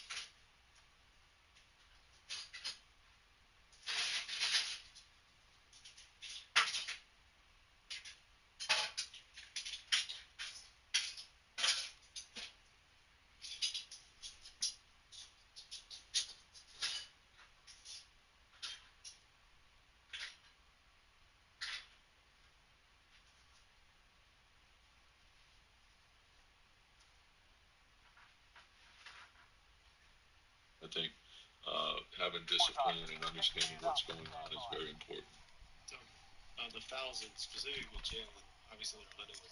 But is it? I mean, can he do something differently, or is it just the team can do differently to keep him out of trouble? What do you see? Yeah, just and again, like some of the plays are, like they're 50-50. They can go either way. Like I'm looking, like he's taking charges and he's getting called for blocks. And he's letting. I don't care, what the officiating is saying. I've studied this league a long time. I know what a charge looks like. So, and then to, you challenge it and they still say, and then, I'll at least leave it at that. Tom, just with the campaign, he didn't get any minutes last game for the first time this postseason. It seemed like DeLon Wright jumped in the rotation. Just what went into that decision? Yeah, just a coach's decision. Cam is a terrific player, very good pro. We're asking a lot of people to make sacrifices, put the team first, and he's done that his whole career. So just stay ready. comebacks in abundance. There have been 620 or more point comebacks in the 2025 playoffs. 5 from the Knicks and Pacers. Oh, sorry. 5 from the Knicks and the Pacers. I was reading that wrong. So we got 3 from the Knicks and 2 from the Pacers. And you guys run that on 2 for a moment. Okay, entering game 4, they were the team in the play-by-play era 1996-97 with multiple 20 or more point comebacks in a single season. So Tiff was talking about the closing lineup there. What was different, or what did you see that was different with this Game 3 closing lineup by the Knicks versus Game 1 and Game 2? Well, yeah, I thought, part of it was just the sort of having the focus offensively wasn't just all Brunson in that closing lineup. Cat had it rolling. Everybody was kind of putting things together with the way they were playing. And, Robinson was phenomenal on the defensive end. Hart with some big rebounds. I think it was just more them understanding their focus and what they need to be doing to close out that game, I think was the big thing for them with that closing lineup. And we're watching Karl Anthony Towns warm up at in Indianapolis. He had 24 points and 15 rebounds. Cat was playing like a dog out there. All right. Where we going with this, Hood?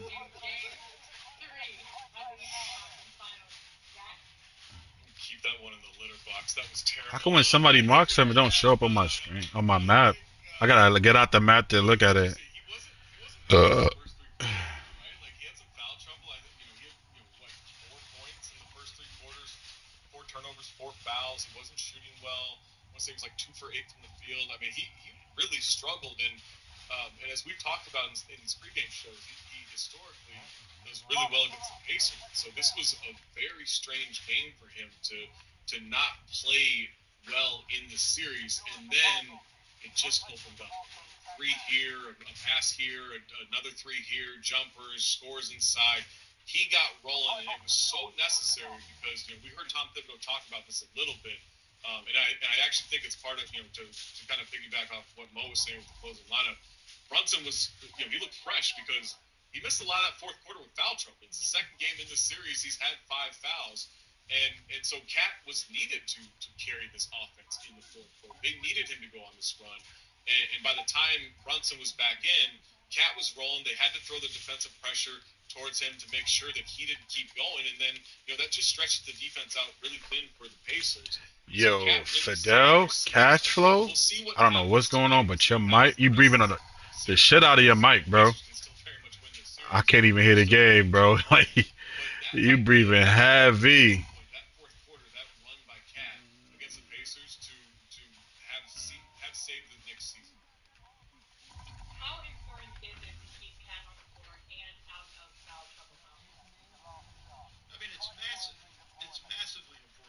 For what he does offensively for the team. He's able to spread the floor. It allows him to have Josh Hart. Amos says probably cheating. Work the dunker spot because he's able to kind of keep the spacing there, and he's able to attack just in the paint over and over again. He's able to post up matchups. We're gonna see it here pretty soon when we go through some clips. But it's just him taking advantage of what's in front of him. He did a great job in this game, driving the defense and getting to the rim over and over again, whether it was a post-up, whether it was a pump fake and go. There were so many different things, and then his shooting is just such a threat. The teams have to be worried and concerned about it. I mean, you have to keep him out of foul trouble, which is hard because, look, let's just be honest. Cat commits at least 3 dumb fouls a game. Where there's just 3 games, you're scratching your head, and you're looking around going what was that? Why are you going for that? Why are you doing that? So I think it's just, if he's able to control that and stay out of foul trouble, it's going to put the Knicks in a really solid position to have a chance to win this game. When I think of Indianapolis, I think of the Indy 500, and I think of cars, fast cars that are well-oiled. And when I think about this show, I think about the oil that makes our engine run, and that is Mo with his segment, Extras and Boats. Take it away. Yeah, well, I want to run through the Cat stuff right off the bat. Just very early on in the fourth quarter, the Knicks are running offense. What? Give it to Cat. We both lost. And he sees that McBride has a step on his defender. He's going to throw a pass over the top. Great defense from Siakam. Hart still gets the Yo, I'm talking about in the gulag. We both lost. and that's the start of this massive run. Gets it here against Turner. The longest dumb fight of our lives. Let me see. Pump fake, tries to drive on him. Turner's doing a great job forcing him to the middle. What does Cat do? He's going to spin back the way he came and is able to get a pretty big bucket there on Turner. Now look at this here. Off the miss. What baby?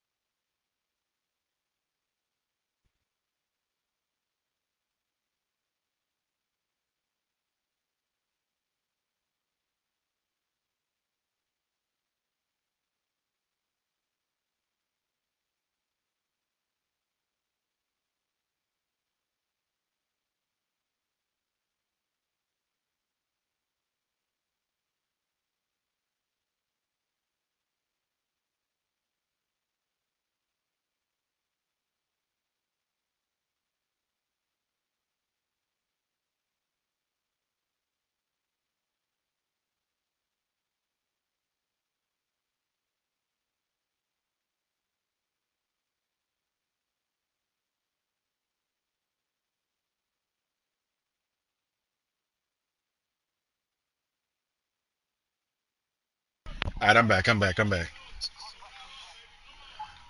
Is the loadout good?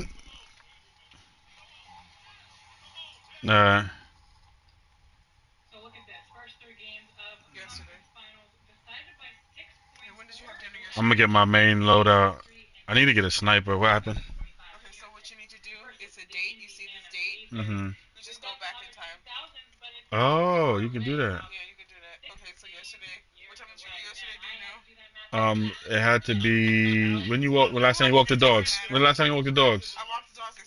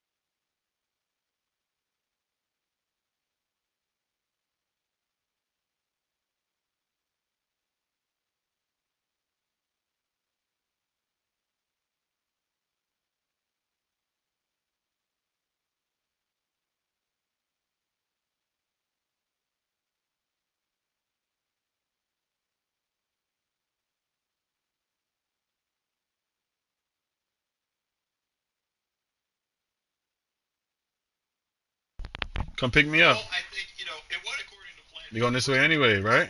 It kind of fell apart in the fourth quarter, where I think just sort of offensively, I think they lost the. Yeah, it's that white rice. I have a finished the white rice. I was really concerned about that spaghetti. Yes, ma'am.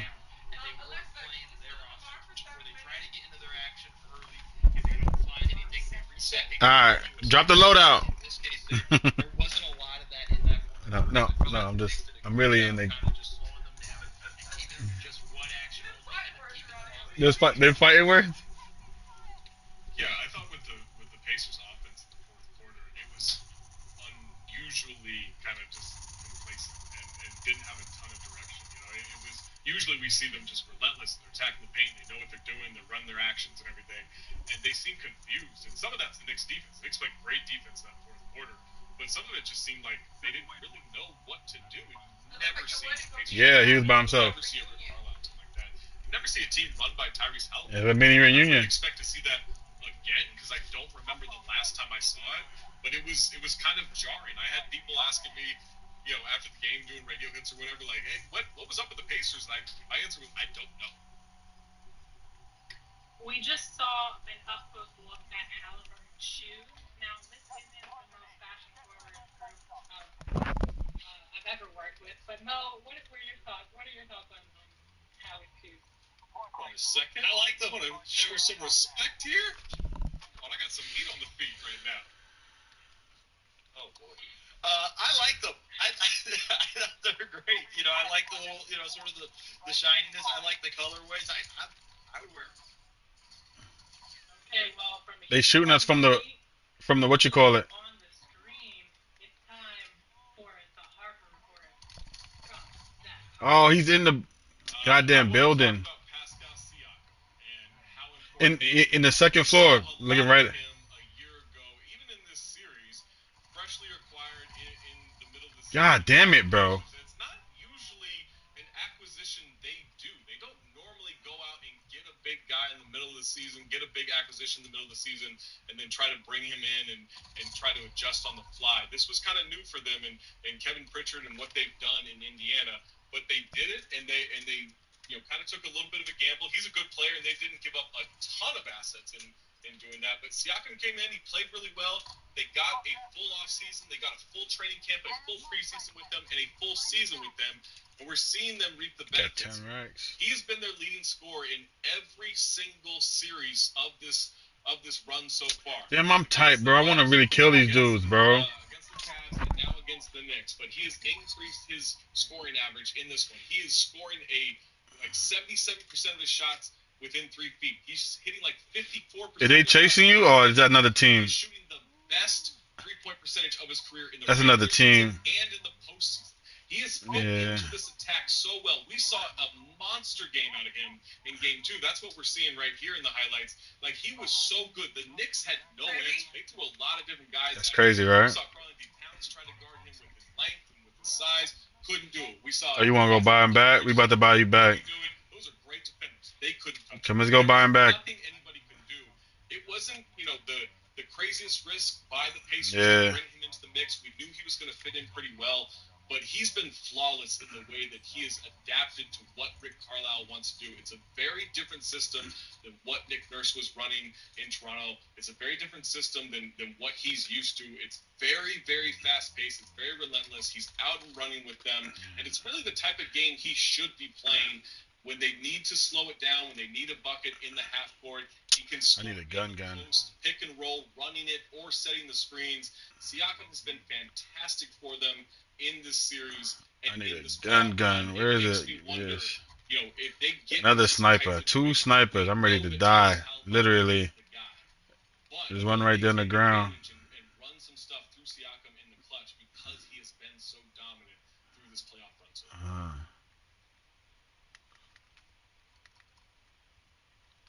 What did you see from Pascal?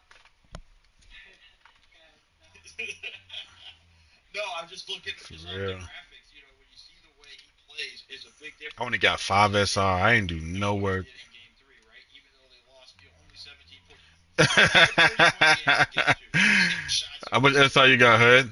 Across the board, the way he's playing, you got 10? How the fuck you get 10? And really kind of take pressure off Halliburton in terms of creating offense and generating points. Damn, Hood stealing SR out this bitch. I don't know. How you got 10? You got no kills. You got 10? He is. He's silver. We silver 2, right, Hood? He's silver 2. What you said, baby? Oh, yeah, we starting it off? Yeah, it started off. Let's turn up, baby. Let's get a load up. Let's go back. Get a load up. Let's go load up. Fall back. Oh, he dead. Fuck it. Niggas is on him. Oh no, baby. It was one dude?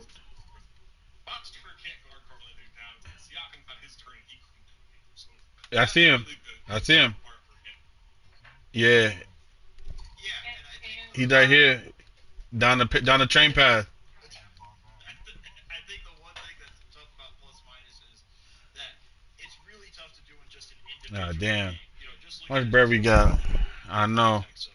When was he on the floor? Who was on the floor with? I see him. He's kind of played out. So I broke his armor. difficult to kind of just sort of tell the full story. Yeah.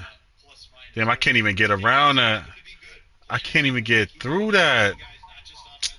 It's over. Nah, it's never over. Thank you, baby. Cheers. Chill, no man left behind, bro.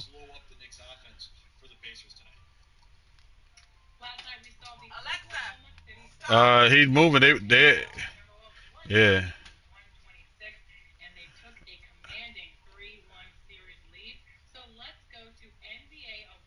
They in the building. They gotta be here. They got to be in there. But let's go back to our building and then let's make it across. Because that's the only opposition right now is these dudes that we were shooting at.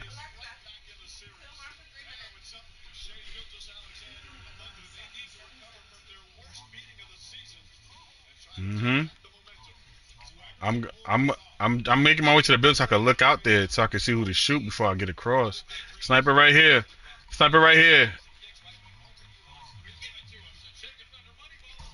Shit, bro.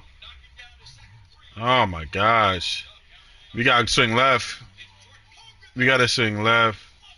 He holding us.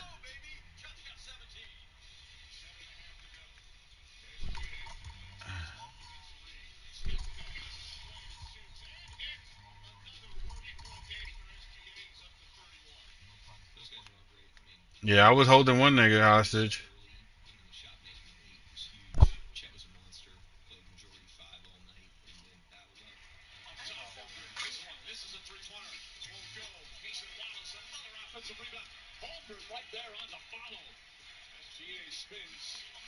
Oh shit.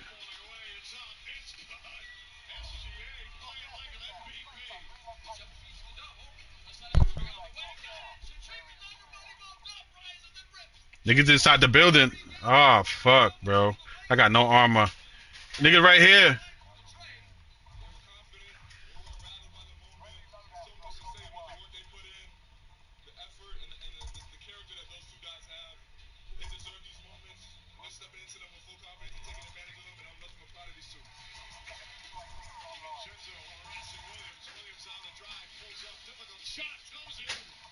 Use a distraction. Use a distraction.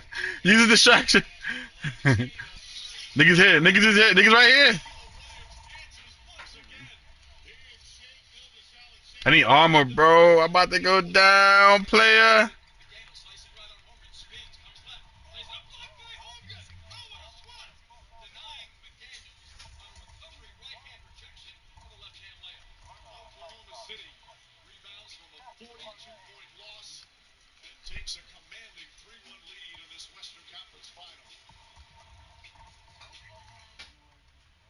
Take a look at this. Players to record 40 or more points, 9 or more rebounds. Oh. In a conference finals game.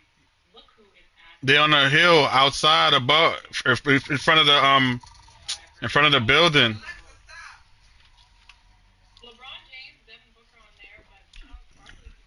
Yeah, it's over. I got 15 though. You trying to run? You trying to run again? Let's get it. Yeah, we got a third, HUD. You gotta come open up your mic, man, so we can talk in this.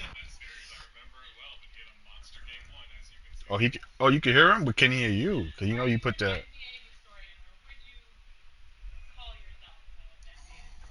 Nah, he can't hear you. Cause I had to. He was asking you questions and you couldn't hear him. It's crazy. I got plus 15.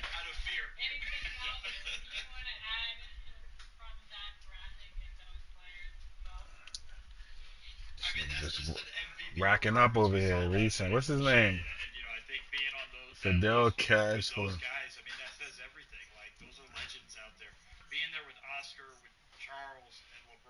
Nah, the lower your rank, the more points you accumulate. Because you have less points to take away.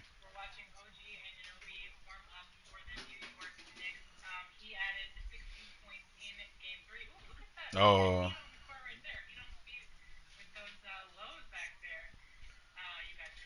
Yo, do you see his? Do you see this dude's name? Cause I can't. Hold on, let me. Yeah, Fidel Cashflow. Let me see. How do you? Are you sure you want to quit desktop? No.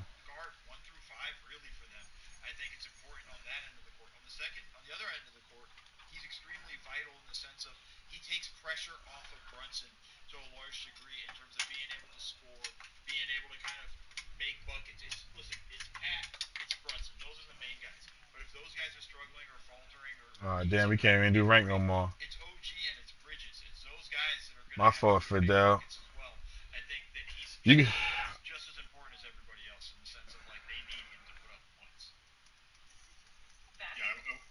I wouldn't do the top close because I can get Jordan ones. So why do the fake one when you can do the real one? But I would say with OG, I actually want to see him do more of the scoring. Look, I know he's got a lot to do, right? He's got a lot to do with both ends of the floor, and the defensive end is more important. But he can score really, really effectively. And I do think they need a little bit more balance than just asking Brunson and Cat to take all of the scoring opportunities and scoring responsibilities. It's He messed is up, a man. matchup problem all over the floor. If it is going to be a choice between defense and offense, obviously you're going to take his defense because it is as elite as it gets. But I would like to see him maybe take advantage early in the game, try to get him rolling, and then maybe it's defense.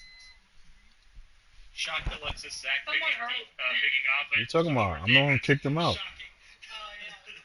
Earlier in the show, Mo, you talked about how it seemed to be going the Pacers' way for the first three quarters, and then the Knicks turned it around. What was the Your wife is lazy. for the Knicks? Why you say that?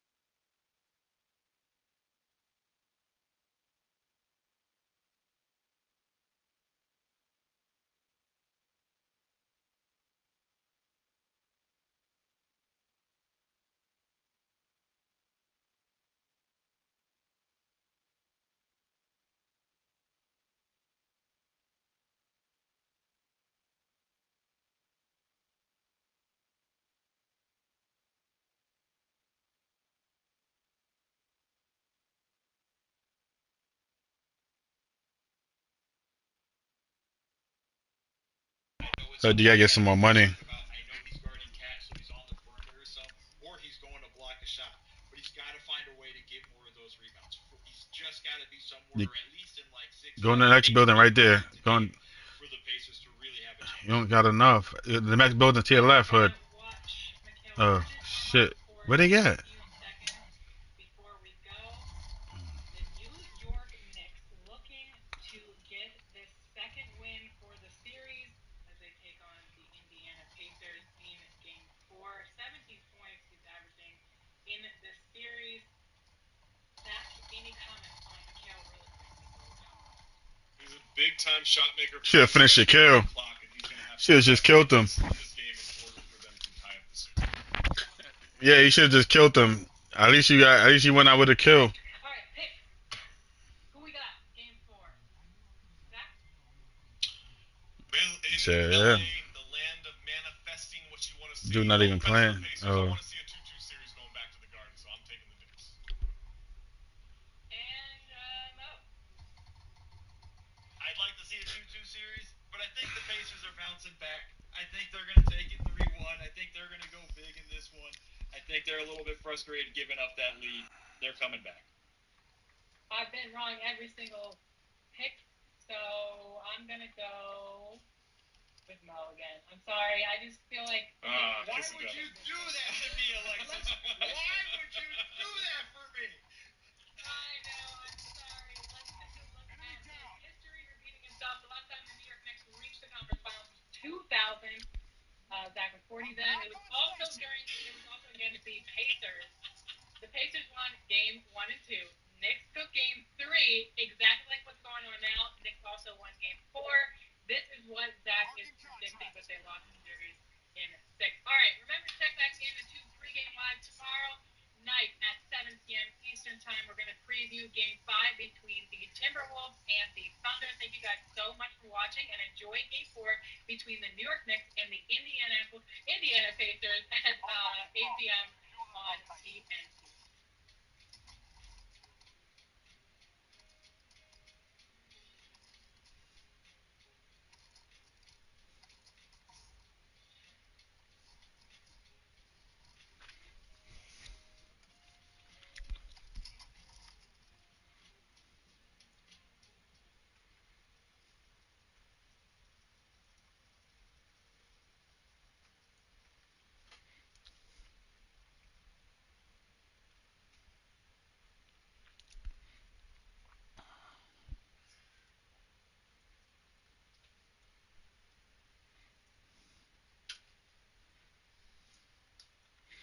Baby. Mo.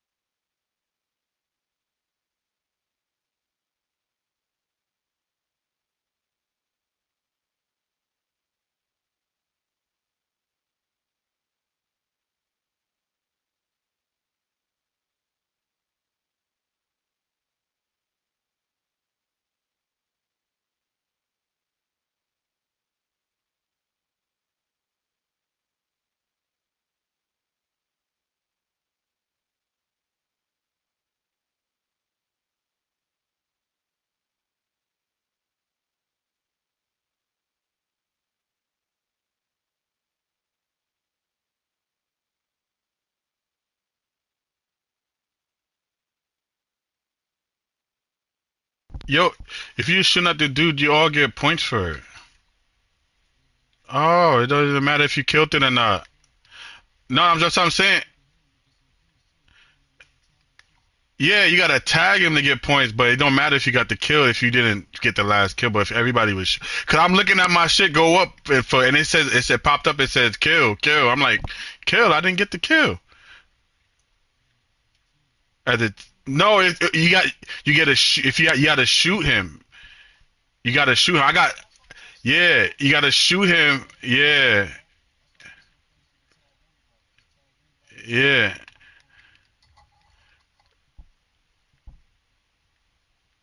Yeah, shooting it.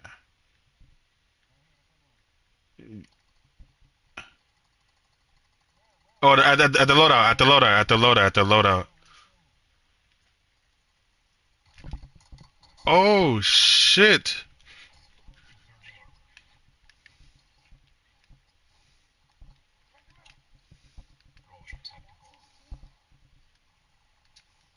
Can you,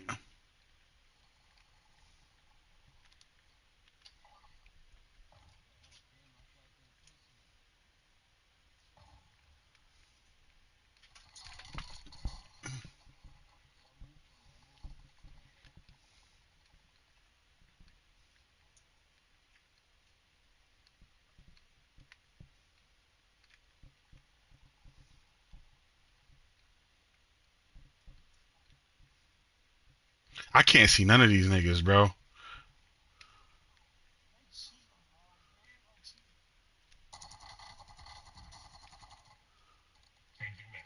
I got no more armor, bro.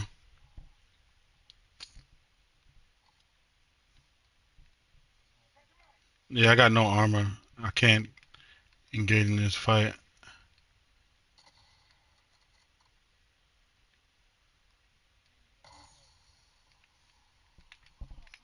He did.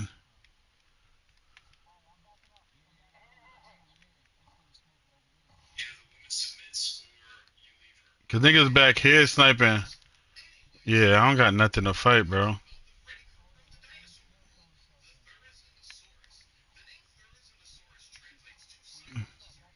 Yeah,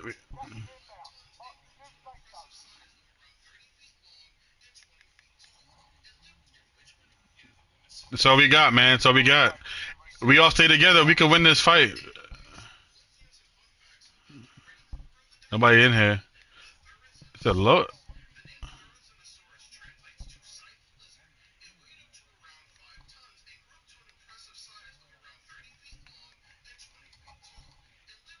You got what?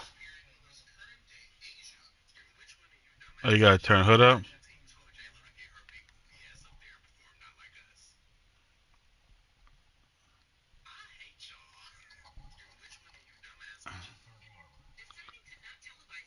If you get to a buy station, we could buy some armor.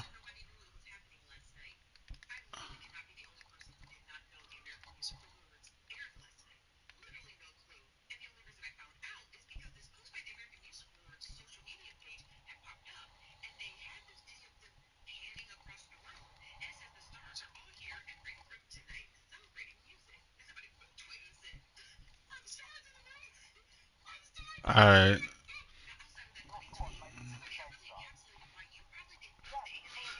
We could stay here or we could go to one of these buildings right here. I feel like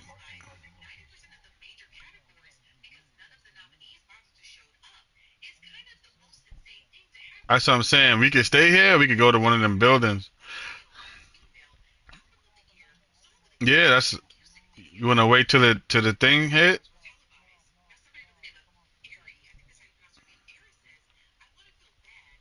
That's what I'm asking. Yeah.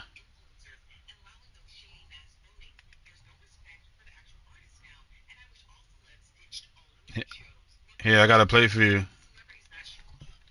Oh, this man took off.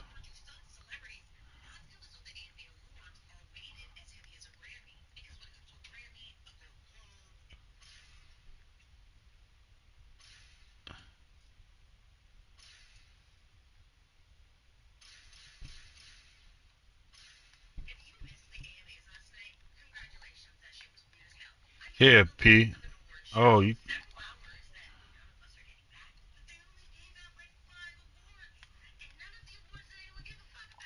Hey, stay there. I'm gonna try to grab this.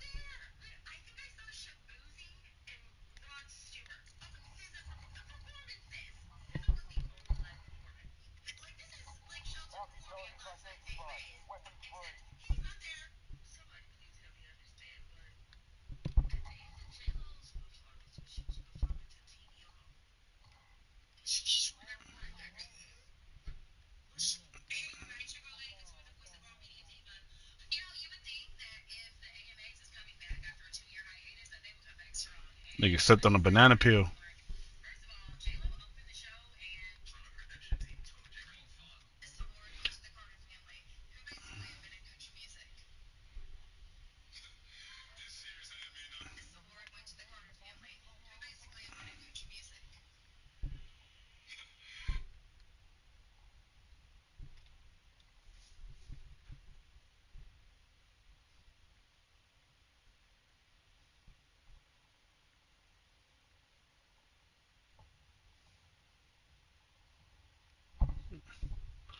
Yeah, you can buy a UAV at least. Can I get some money? Oh, you could get some plates. Look, you got a king over there. Here. So give me your money. King coming.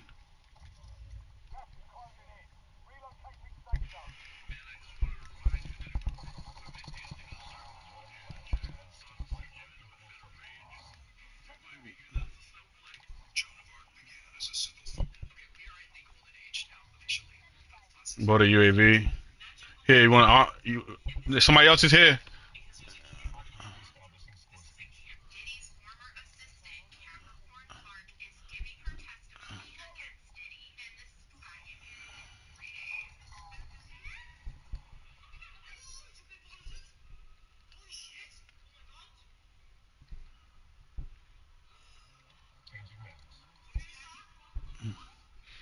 Let's get to the houses over here. So we could definitely defend in the houses. Yeah.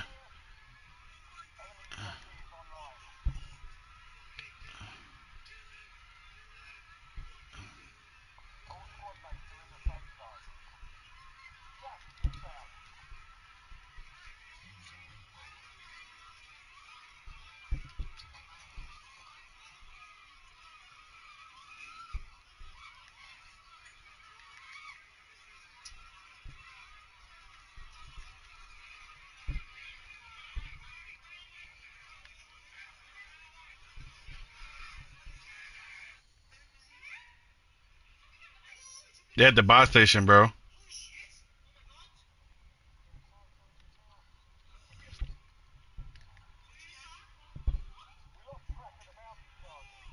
They in his house. I broke one armor.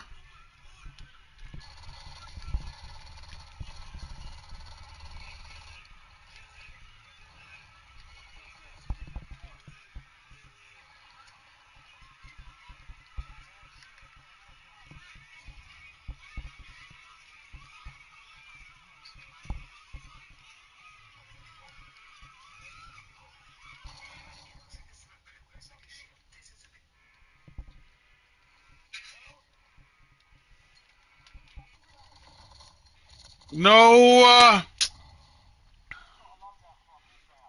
How the fuck, man?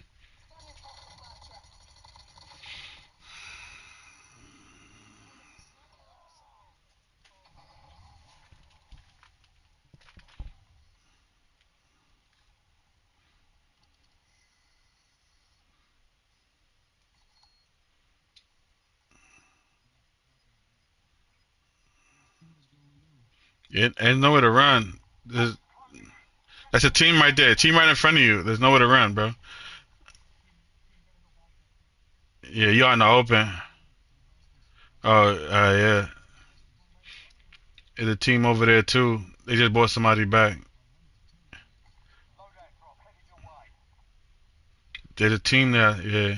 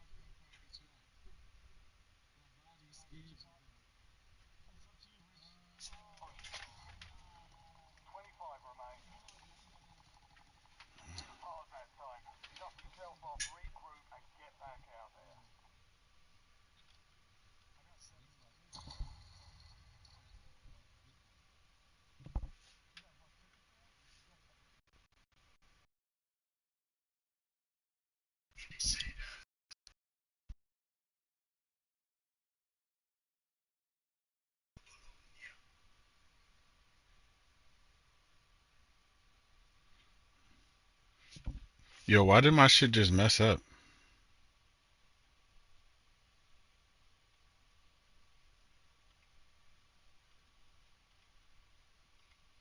My shit just completely messed up just now. That's not hard.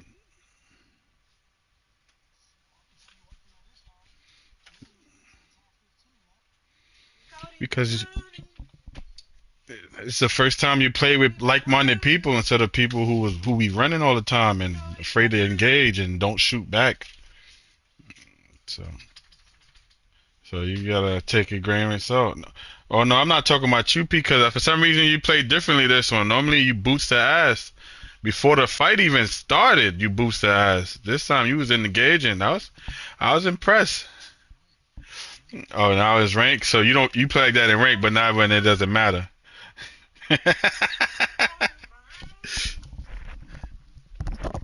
Baby, you got more garlic bread for me? Why my shit messed up like this? Is there another one for me? You ate it all? I thought you had the pasta. I thought you said you made 3 for me. You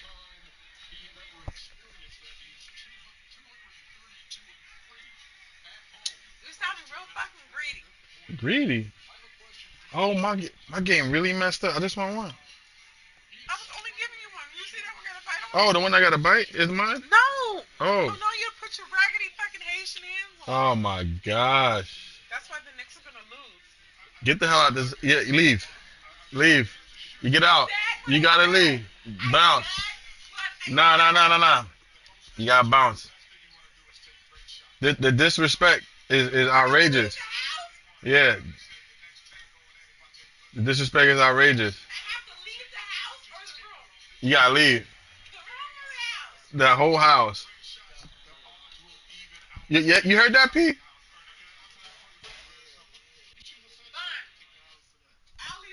You said you said you heard.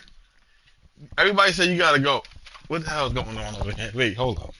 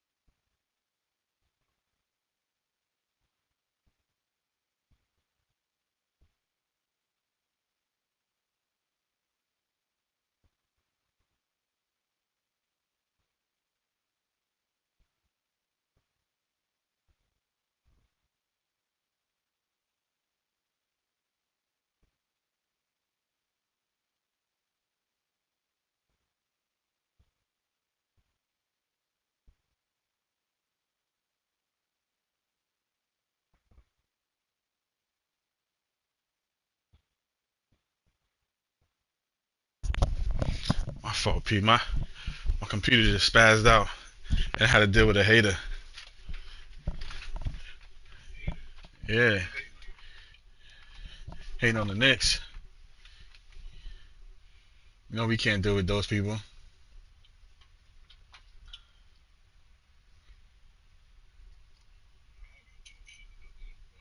Oh man, not you. P, don't join the bandwagon.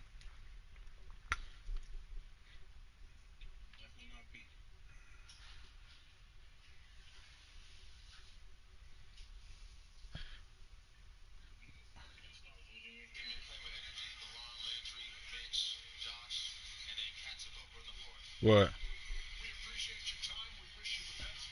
You joining up, OG?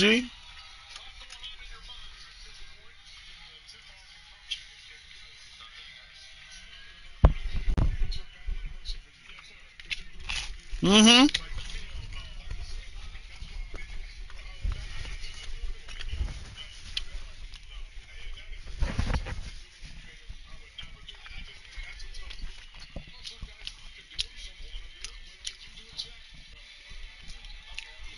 Where you at? Yo, P, where you at? Oh. Oh.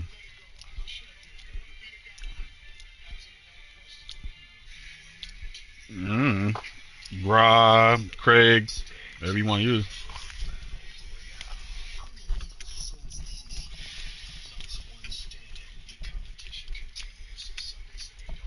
Hell yeah, it is. I tell you, Kilo. Hell yeah. It's the only gun that shoots straight. Yeah.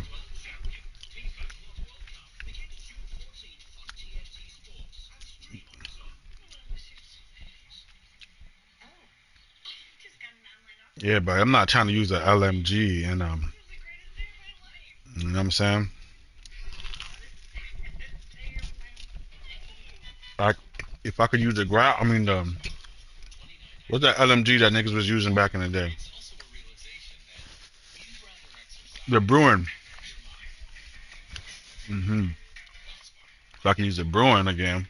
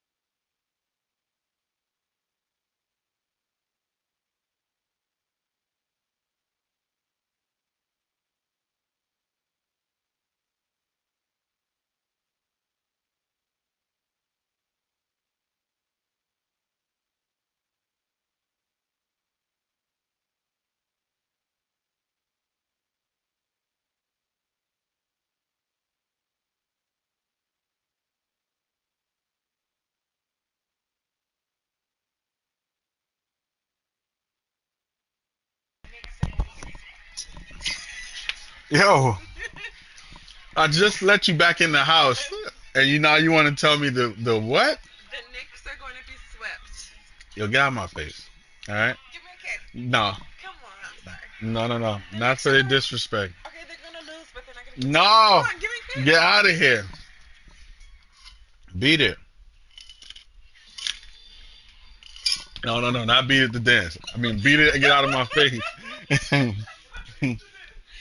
Get out of my face. No, get out of here. Maybe, okay. No, sorry. Okay, beat it, get out of my face. That's what that means. No, we're not dancing in here. And you're gonna disrespect the late great Mike MJ. Mike Jack.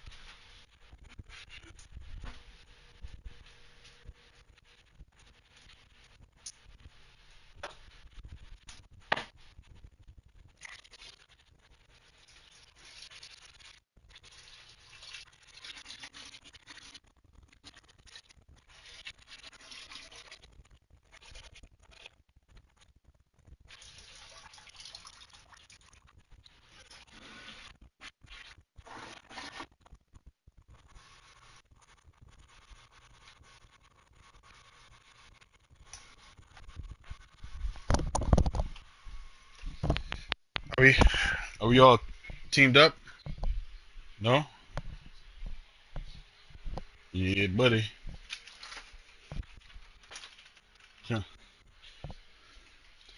Yeah, buddy. Rolling like a big shot.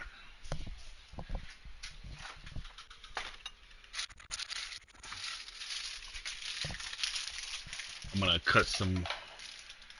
I'm gonna cut a stem of grapes. I'm gonna put it by my game, by my desk, so I have something to nibble on. Man, cut another stem of grapes. These are seeded grapes. Ugh, nobody likes these. Somebody, I was reading somewhere in the internet. They said if something doesn't have seeds in it, then it's not healthy. You believe that? Yeah, I'm talking to you because the person that I'm living with is a New York Knicks hater. I got no. Right now, I have no discourse with her. Talking to, talking to my homies. Talking to my homies because the person I'm with is hating on me. You're not stating no facts. The only fact you stating is the hostility. Hey!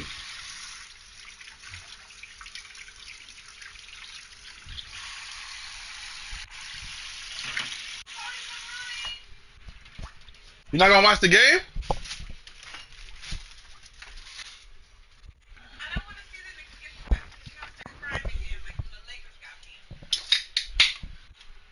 The Knicks ain't not gonna get swept. Today's a big day. Why you find enjoyment in this? Yeah. What's wrong with you? It's not your job. You threw all the eggs away? The small pack is the last one I bought. You threw that one away? Oh, okay. The long one, yeah, I've been there probably, I think it's been 6 months. Yeah.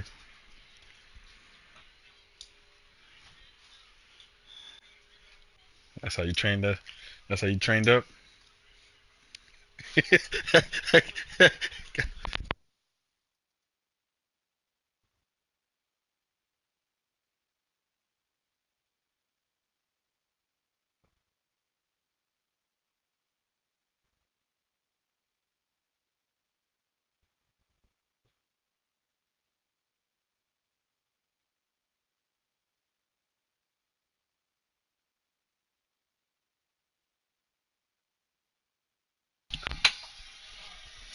Put on HBO, man. You get to watch it faster than everybody else do.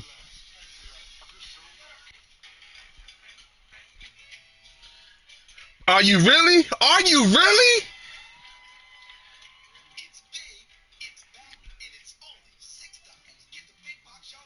Hey man, I was expecting you to continue helping me play that game.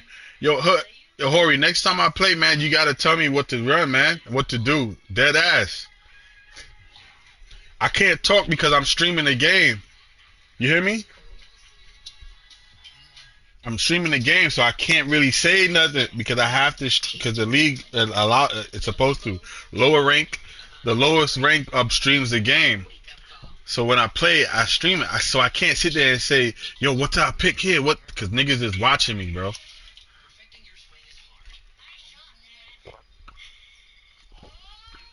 It's too late, bro. It's too late. It's too late. We got 100 and we got as much teams in college as much teams that playing this game. Nigga, even the Air Force is taken, bro. You're out of luck.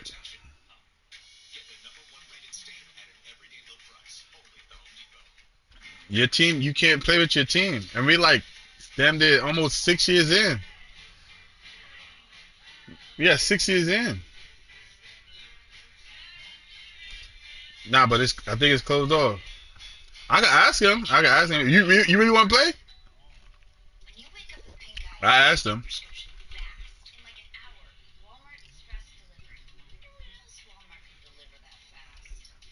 Nah, I asked him for you though. Nah, but next time, Hori, I swear to God, you see me playing this shit. Tell me what to fucking pick and play, bro. I can't really say nothing. I don't. I was listening to you. You hear me? I was doing what you said. I remember you did. You like press X, pick X. I picked X. Let me see the play. I showed you the fucking play. I couldn't say nothing, bro.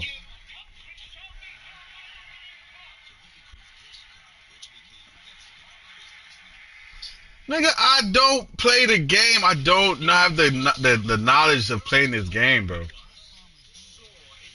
I, look, I'm so far from football, bro. Like ever since I stopped playing it, bro, I'm so far from it. So far from it. Like I've been investing my time and energy in basketball, bro. Like I know for a fact you could beat me in Madden and NCAA, but 2K you will never beat me in, bro.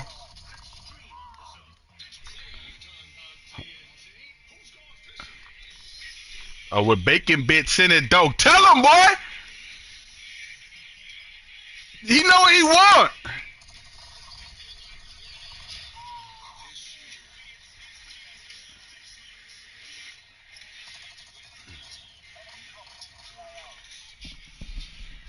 You said what?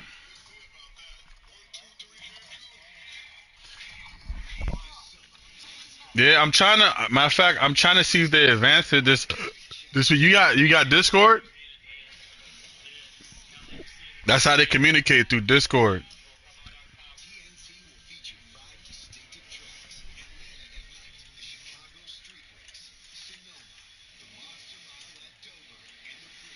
When the next event, I'm texting them. Yeah, you gotta have Discord. If not Discord, I think they have an iPhone chat. You have an iPhone?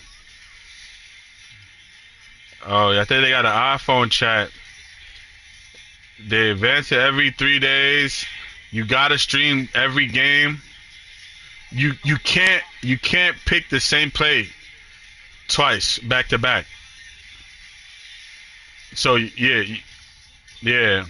Um, can't pick the same play. Um, what else they got? You got to create a brand new head coach. So you can't get the stats of a good coach. You gotta get a fresh coach. So everybody's like 6 years in. Niggas is level 30, 40s. You coming in at level 1. You know what I'm saying? It's recruitment and it's I know, but you say you was there with us from the beginning, right? And you was on Air Force. You know Air Force is dirt. You have a level 40 coach. You can recruit. You got the stats to recruit 4-star, 5-star players. You know what I'm saying? So that's the difference. Yeah. But you know, every league is different. So I don't know how they running it, but I could tell you how we running it over here. But yeah, the best. What you said? I couldn't hear you. The plane is mad loud. What you said? No, this is rank battle royale. What you call it? Oh, why did I select this? I normally pick the king. Well, whatever though. We got enemy. We got a team here.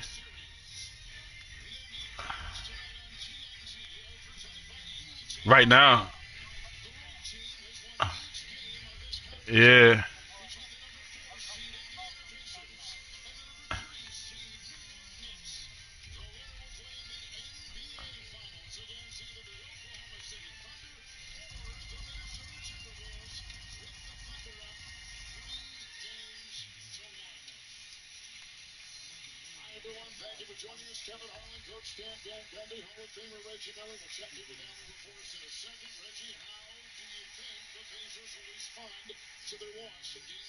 I see him. I see him right there at the window.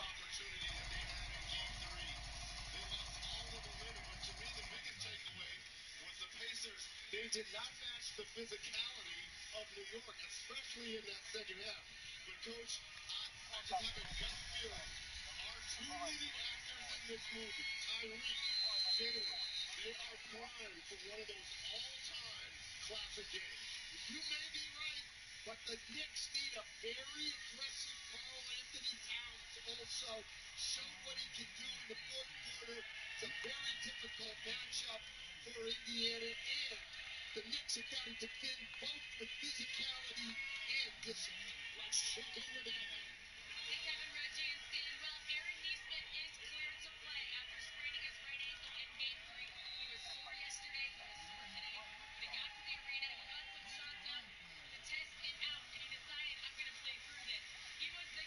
So you got hot flashes, P? What's going on?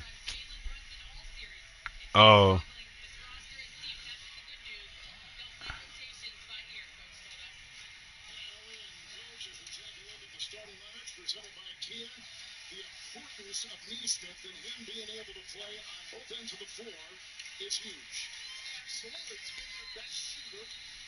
Yeah, I can't even hear.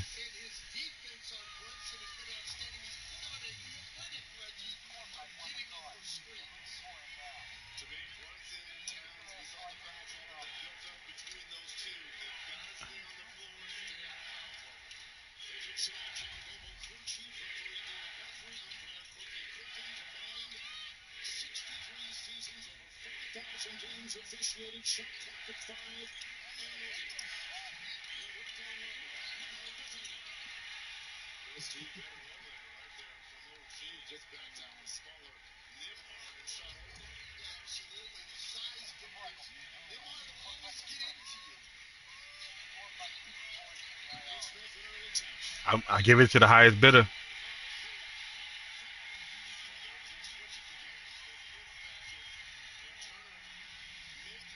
Oh.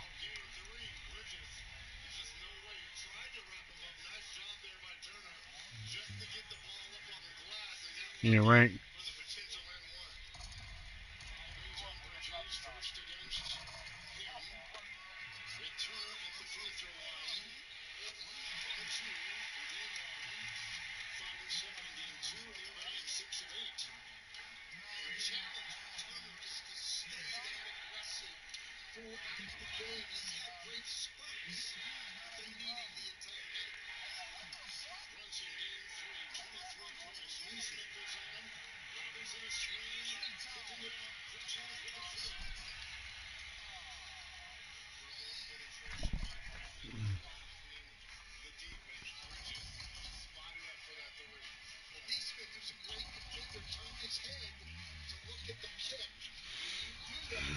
Oh my gosh. Fuck, man.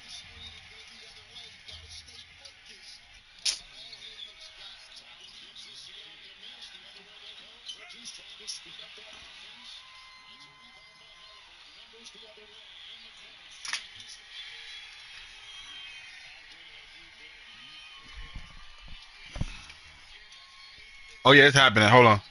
I got you.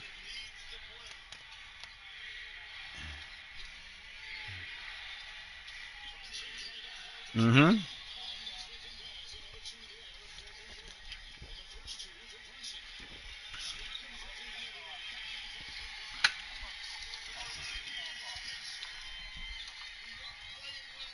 Yeah, I told everybody this shit started. It's 7-8 right now. Yeah. I told you HBO, man. The ESPN Plus shows the West games. HBO shows the East games.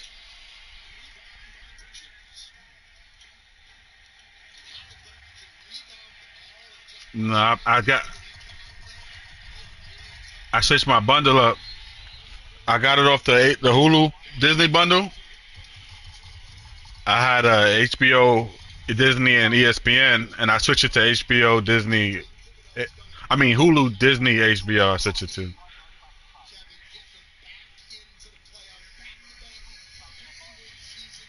Somebody still alive? Are we all dead? Dead.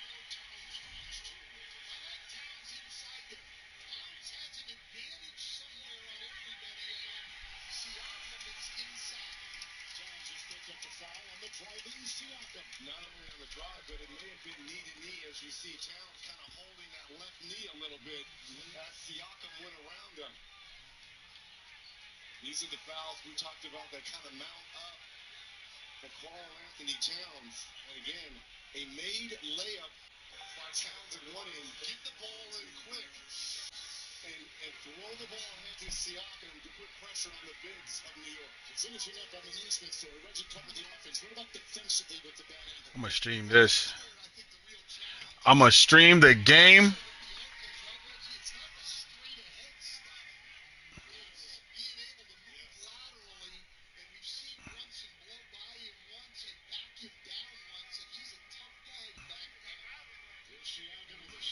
Hey, what? That's so to open-ended question. Oh shit. I'm not tracking nothing what's going on. So what you mean asking what?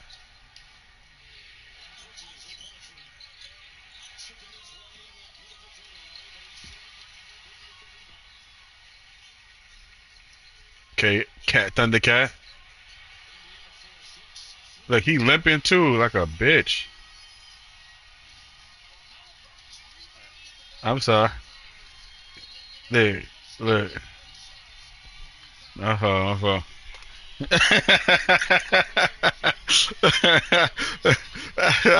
I just, it hurts so much. At my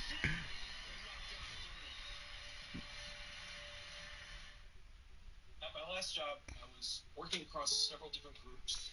Let me practice that one. Tell me about the job that taught you the most. Good. It was a role where I worked long hours with a small team. Damn. This how it feels waiting for somebody to load up, y'all? This job description you shared Mm-hmm. collaboration. Right. I'm at my best when I'm collaborating. I don't always have all the answers, but I get the job done, no matter how long it takes. All right. Last question. When it comes to work, what motivates you? I guess knowing that people can depend on me, and knowing I can depend on them too. That's a great answer. Sounds like you're ready. Look, at got the unique Knicks gear, bro. Like, you would never find his gear anywhere else. Life would be easier if I could do everything from the logo. Allow me to assist. Oh, here we go with the. I'm telling you. Oh, my Lord Jesus. The beach. Meek, mock, mook, mock, meek, mock, mow. Is always just a line away. From La Playa awaits. Here's to what they call the Bahia. The John Wick franchise. 3 loads. Cool. SoundCloud chose the Capital One Spark Cash Plus card. It's a serious business card with unlimited 2% cash back on everything they buy. So Let me tell you what's go to use, bro. For ARs, you want to use that Prismatic 4X, bro. Oh, the sniper? Oh. Anything that zooms down is good enough. That's how I look at it. Oh, the reticle? Yeah.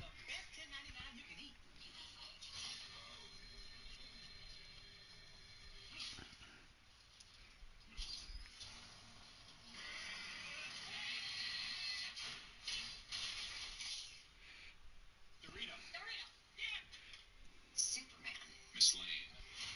Recently, you've come under a lot of fire for what some like. It's a lot. Stop the war. Hey, listen here. You seemingly acting as a representative of the United States when war for me. And doing good. I would question myself in the same situation if People were going to die. Hey, buddy. Eyes up here. Game 4, Chuck. Yes, sir. So don't forget to download the FanDuel app. It's the best place for all our betting and same game parlays with Chuck. It pays out what? Instantly. But I got a question for you. Do the New York Knicks even this series tonight? They do not. Pacers win. You better not say it too loud. Right now, Indiana's on a 13-4 run early in the game. Assisted